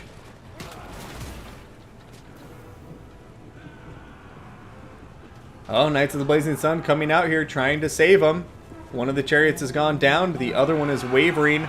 Gonna get charged here by the Knights of the Blazing Sun. Oh no, can they keep up? Got 84 speed versus 71. It looks like they are going to be left in its dust. But Marcus Wolfhart has something faster than a chariot. His bow. Well, I guess the arrow is technically the faster part, but you know what I mean. So, Knights of the Blazing Sun and Marcus Wolfhart trying to regroup, bring this fight into their corner, but let's take a higher level view of the battlefield and see what they have to work with. We have some tattered state troops over here. War wagons over here that are getting chased by the Dark Elf forces. Looks like the Supreme Sorceress is going in for the kill on the Fire Wizard. And, yeah, that's going to be it for the Empire. I mean, look at this. They're giving up a big opportunity here. The Dark Elves look like they're not going to delete the Bright Wizard. And if that Bright Wizard ever comes back, that's a huge mistake, especially because the Supreme Sorceress is currently chasing war wagons. But in defense of that decision, he doesn't know where Marcus is right now. Marcus has stock. And if an Amber Bow goes off or anything like that, the Supreme Sorceress is dead. And that balance of power can go against the Dark Elves very fast. Especially when the Supreme Sorceress is this low on health. And the other leadership unit the Dark Elves have.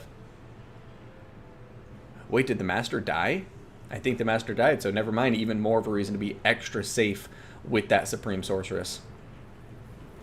Over here, Marcus looks like he's going after Slaanesh's Harvesters.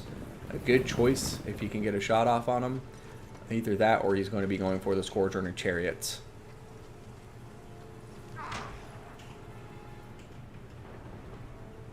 What the hell was that?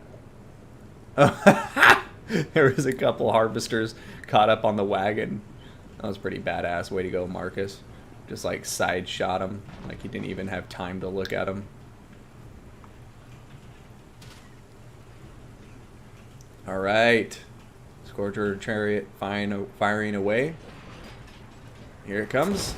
Oh, Scourger Chariots getting danger low on health, but getting some nice damage against the Knights of the Blazing Sun there, killing off a model or two. Oh, a miss from Marcus. Come on, Marcus, your men are relying on you. You can't miss now. There we go. One Scourge Runner Chariot down. The other one is now routing. It's got 113 HP. Marcus is now switching up his target, and it looks like he's going to be going for Slaanesh's Harvesters. I like this decision. We will see if he can do it. And look at this. Outriders with grenade launchers still alive. I love this. Both players have such tattered forces, but they still have such a wide variety of forces. This is my favorite part of any battle, if it hits that 10-minute mark and we get into this late game where the players are just scrapping it out with whatever they can pull together. Grenade launcher is going to be such a big deal at this stage in the game. If he can keep him alive, it's going to allow him to perhaps maintain some infantry dominance. If he, he's going to be blowing up dread spears the entire time. Oh, focus shot going down on top of that Manticore, and it is so low on HP now. Ace Hunter Snare. Oh my god. The Empire is playing this very, very smart. He needs to shoot that Manticore another time. Pan's Impenetrable Pelt going down on top of that Manticore. Oh, here it comes. That's the focus shot, my bad. The Amber Bow is the other thing. Oh, it's going to rampage, and it's going in for Marcus. It's going to get a charge, but is it going to be enough to kill him?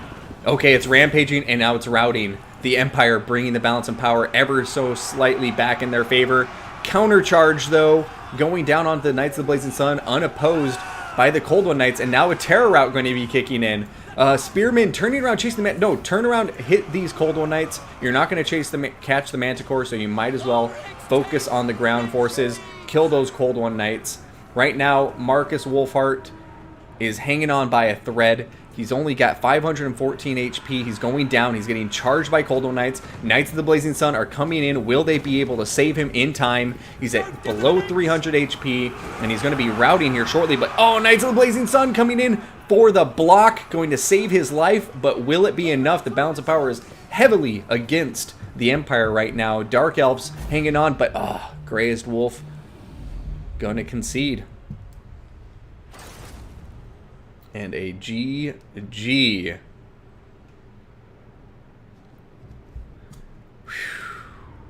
Beautifully played. A wonderful match. Pyrrhic victory to the Dark Elves, and well earned to our Dark Elf player, and to Greyest Wolf, an excellent game, putting up a beautiful fight with that Empire army. In spite of being at an extreme deficit in the balance of power for a lot of that late game, he was able to hold it together.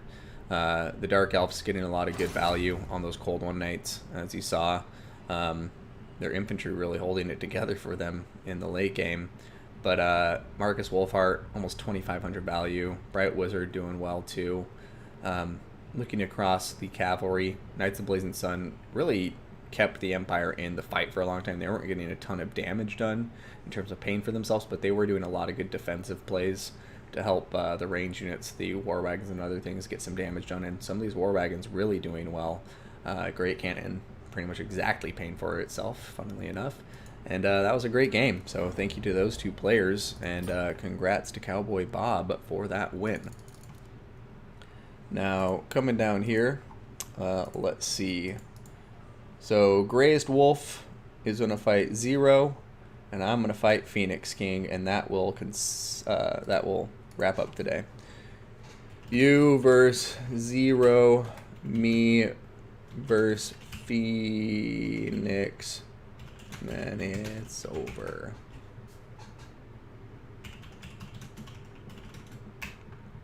Cool. All right, so I'm going to go play Phoenix. Yes, Altcoin, did you see the War Wagon value when I scrolled over it? They had some decent value. Only one of them didn't pay for himself, and he was at like 400.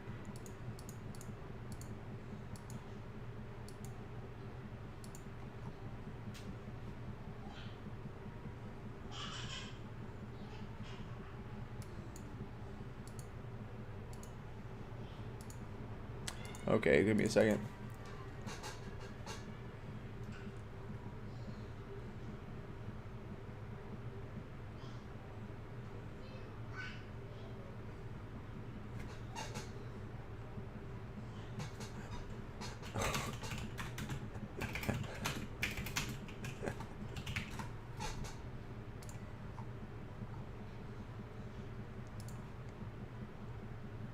Alright, so right now, Zero is leading with 9 points.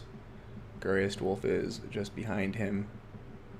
Phoenix King, Chosen One, down in last, and Bob sitting in second with 3 points.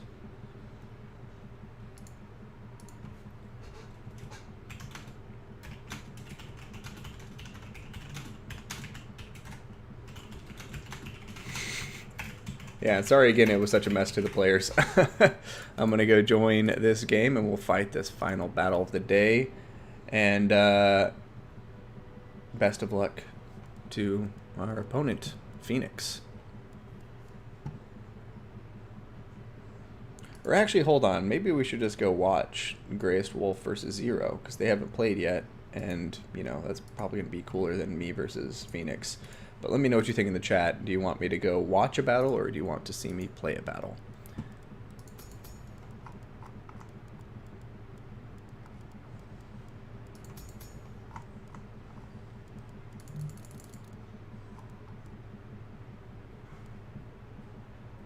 So, yeah, Zero, once you guys at the lobby up? Okay, let's go watch this. And I think we can just end the stream from there. So, Phoenix, you're actually good to go, man. You get the automatic win if you want it.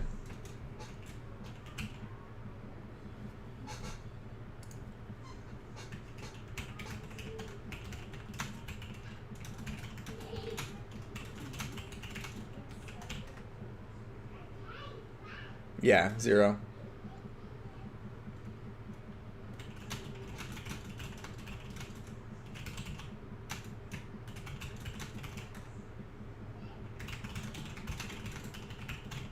Alright, so let's go ahead and watch this match.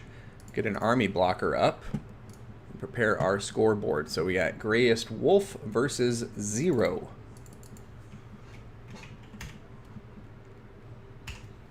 Which, coincidentally enough, is one of my dog's names.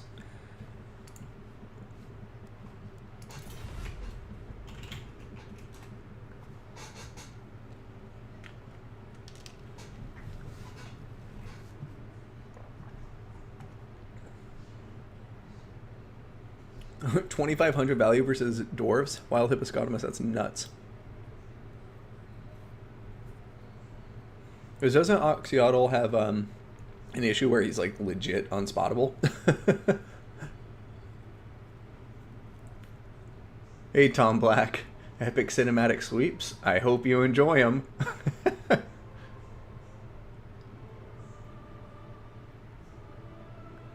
I think their damage is very cost-effective, Altcoolin.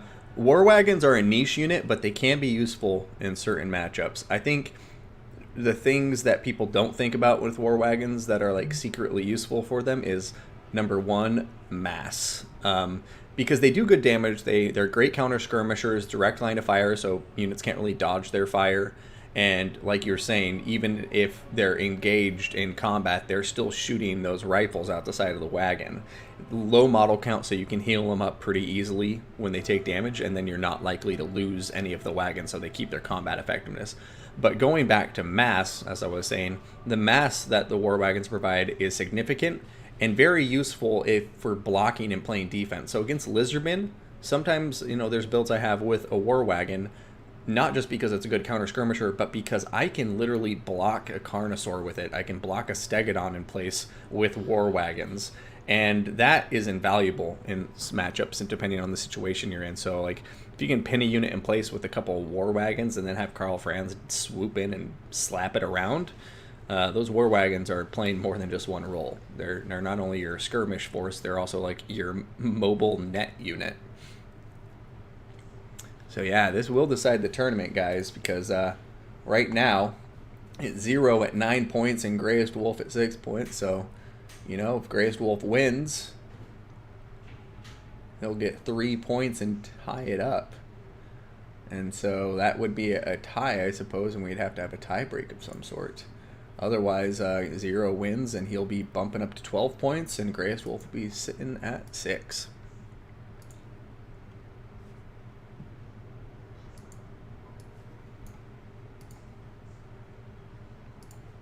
So here you can see it.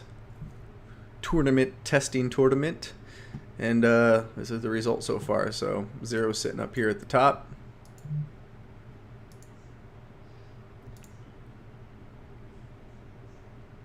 Losing to the Phoenix King and nobody else.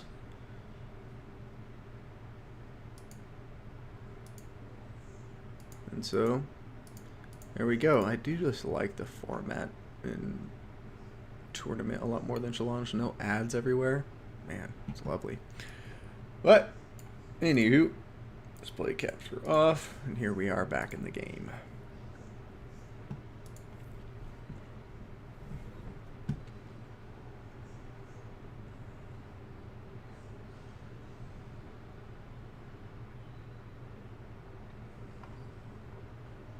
All right, Chaos versus Empire. My lucky stars. What a wonderful match to end the tournament with, because classic game 1 matchup.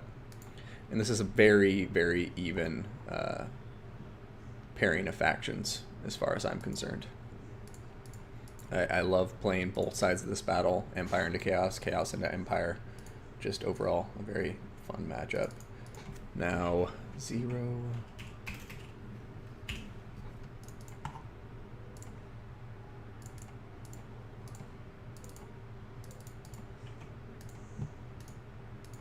And here we are, loading in now.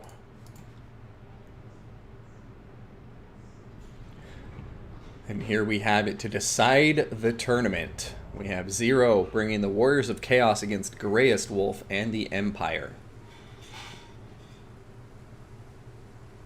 They are loaded into the map, so let's take a look at our forces, and we're going to start with the Red Army this time, the Empire brought by Greyest Wolf.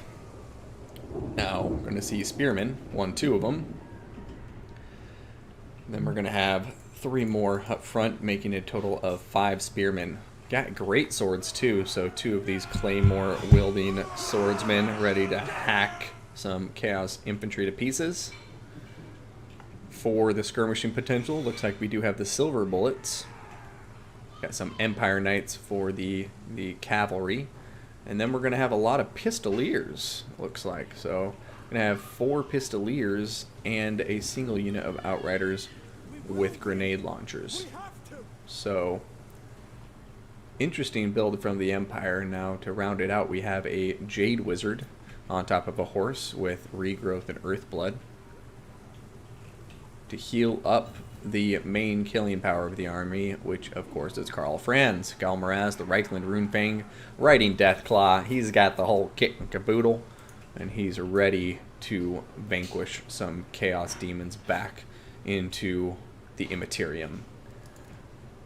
For the Forces of Chaos, we're going to have Chaos Warriors with great weapons. Looks like we're going to have 4 of them. Going to have 2 Chaos Marauders behind, 2 Chaos Marauder Horsemasters. We have the Summoners of Rage, Regiment of Renown, Dragon Ogres. And then we have the Soul of Damnation Hell Cannon once again making an appearance here from Zero's army. We have another Marauder Horseman up vanguarded on the far left flank. And then for the leadership, we have a Chaos Sorcerer, the Lore of Shadows on a horse. Going to have Pit of Shades and Enfeebling Foe. And then we also have Prince Sigvald the Magnificent with his usual kit.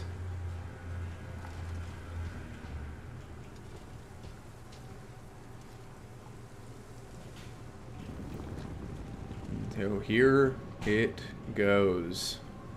Got the Empire with a very heavy left flank of Pistoliers. Got 4 of them to be precise. Looks like he's just going to be using these guys to counter skirmish Chaos Marauder Horsemen and Horsemasters, and I think they'll do quite well in that role.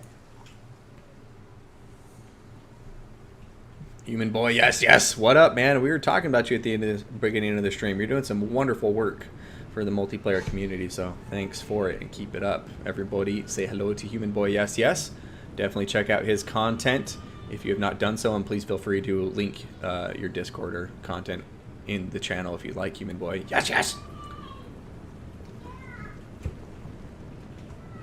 Over here, Hell Cannon going in, knocking one of those Marauder Horsemen clear off of his horse and off of the ridge that is the namesake of this map. Hell Cannon continuing to fire away, the ridge causing some problems. Skaven Chief, no, no. Alrighty.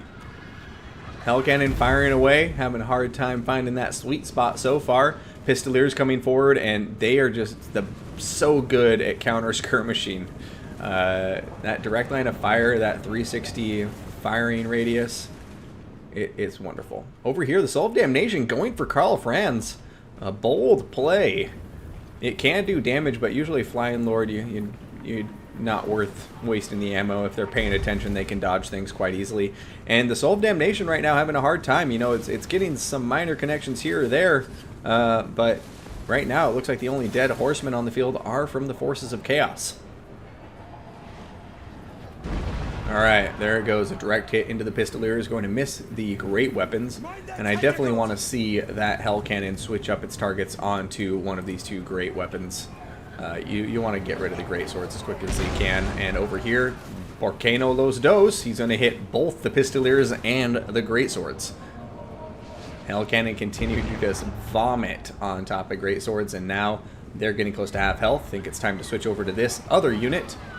But we will see what the Empire does as the battle progresses. Pistoliers on either flank, screening, pushing the Chaos forces back.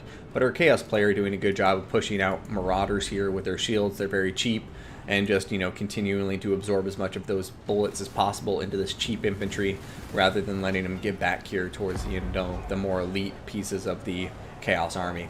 Sigvald Magnificent diving into combat out front, going to be murdering all of the all of the spearmen.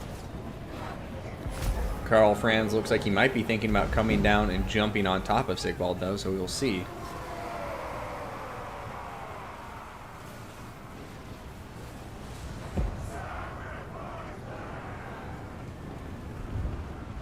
Pistoliers trying to take out the Summoners of Rage, doing some minor damage. They don't have the highest armor, so not a bad target. Really, anything they can get value on will be nice. But over here, you can just see these nice crossfires they're getting on the Marauder Horsemasters, really causing problems.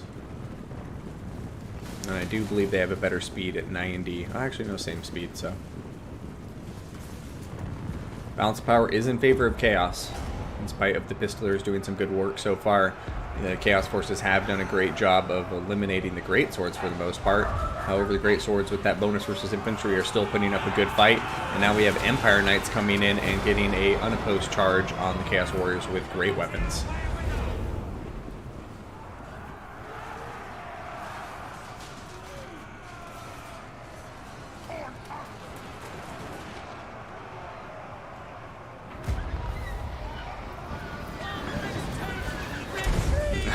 Going for the Jade Wizard now, too.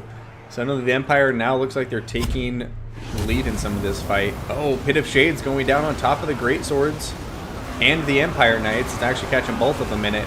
Doing a bit of friendly fire, but, you know, overall, not bad damage. Doesn't look like it's going to be enough to save those Chaos Warriors with great weapons, though. Over here, oh no, Karl Franz might have just lost the game for the Empire here. He is in such a bad position. He is stuck in combat, surrounded by Sigvald and the Summoners of Rage. Here comes a regrowth, upgraded on top of him, so that might be enough to keep him alive at least. And here comes State Troop Spearmen diving in.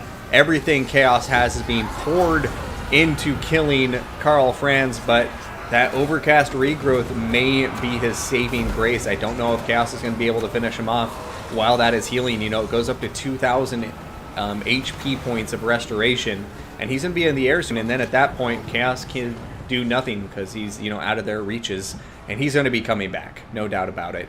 So a big play from Chaos there, but it looks like it's not going to pan out, and Karl Franz is going to survive to fight another day. But balance is not over yet, chat. Still very, very close. These players are fighting to see who wins today's tournament, so neither one of them giving up just yet.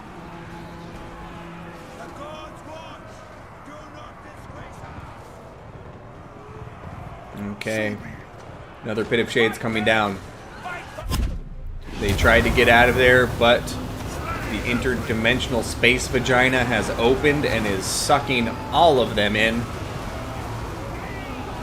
Over here, the Silver Bolts just barely got into the fight, and now they are just going to start unloading on top of the Chaos Forces. Can I just say they really need to make another Empire Total War? I would be so happy if they did.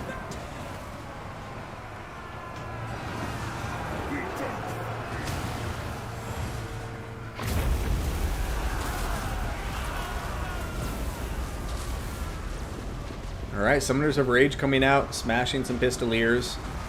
Looking like they're going to be going after the Great Swords. And this is a really close match.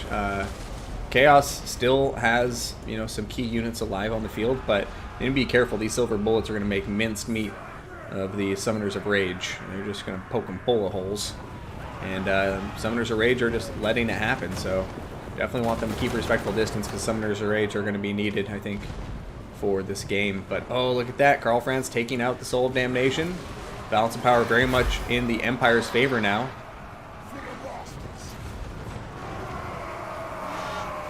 But Sigvald is still alive and well. Oh, wow, look at that. Another stagger, but here comes another regrowth. Wonder if it's going to be upgraded or not. No, just regular old regrowth. Giving him that extra 1400 HP. And the balance of power is going to go much further against Chaos as soon as that happens. Because Karl Franz is a balance of power in and unto of himself. I can't speak right now. And he is just, yeah, as every single piece of HP he regains is going to make the chances of Chaos winning this fight go down.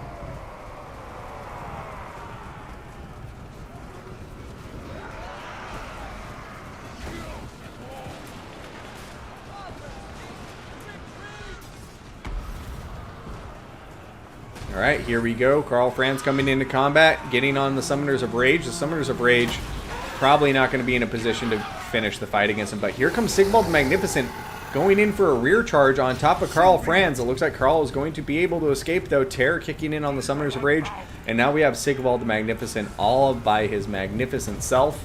And, you know, some great weapons here, but they're getting shot by grenade launchers and they're surrounded by state troops, so... Although I must say, they are definitely having a heyday smashing these spearmen. Karl Franz coming in, though, for the rear charge. Terror going to kick in immediately, and those great weapons are broken. Grenade launchers coming in.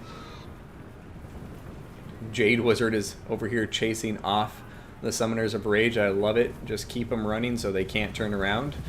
If they ever did turn around, they would probably realize a wizard was chasing them and stop running. But for right now, Jade Wizard doing a beautiful job. And now it's just Sigvald versus the world. And although Sigvald is a scary SOB and a balance of power in and of himself as well, Karl Franz on the cycle charging should be able to pull it off, especially with this much infantry support. Oh, and the silver bullets. Can't forget them, but they are almost out of ammunition. Only 3 rounds left.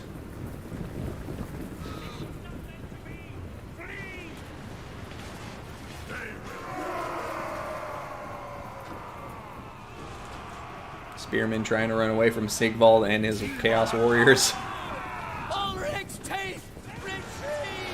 Silver bullets getting another clean volley. I think they have 1 more round left. Yep.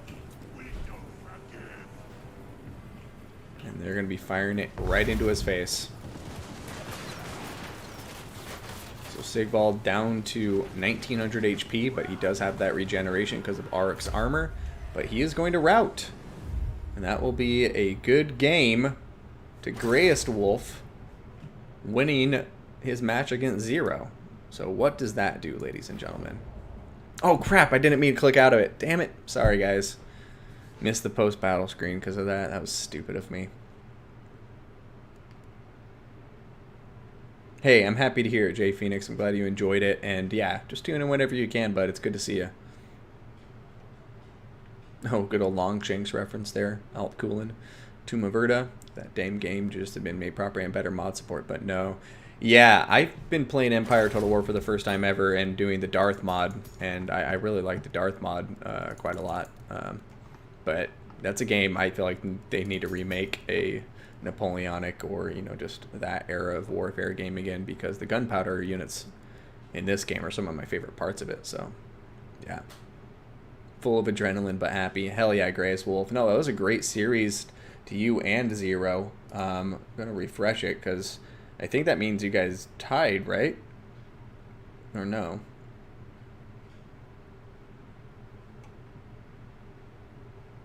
Can't edit the map in Empire. That just sucks. Oh, yeah, that is a bummer. The tie goes to winner. There you go.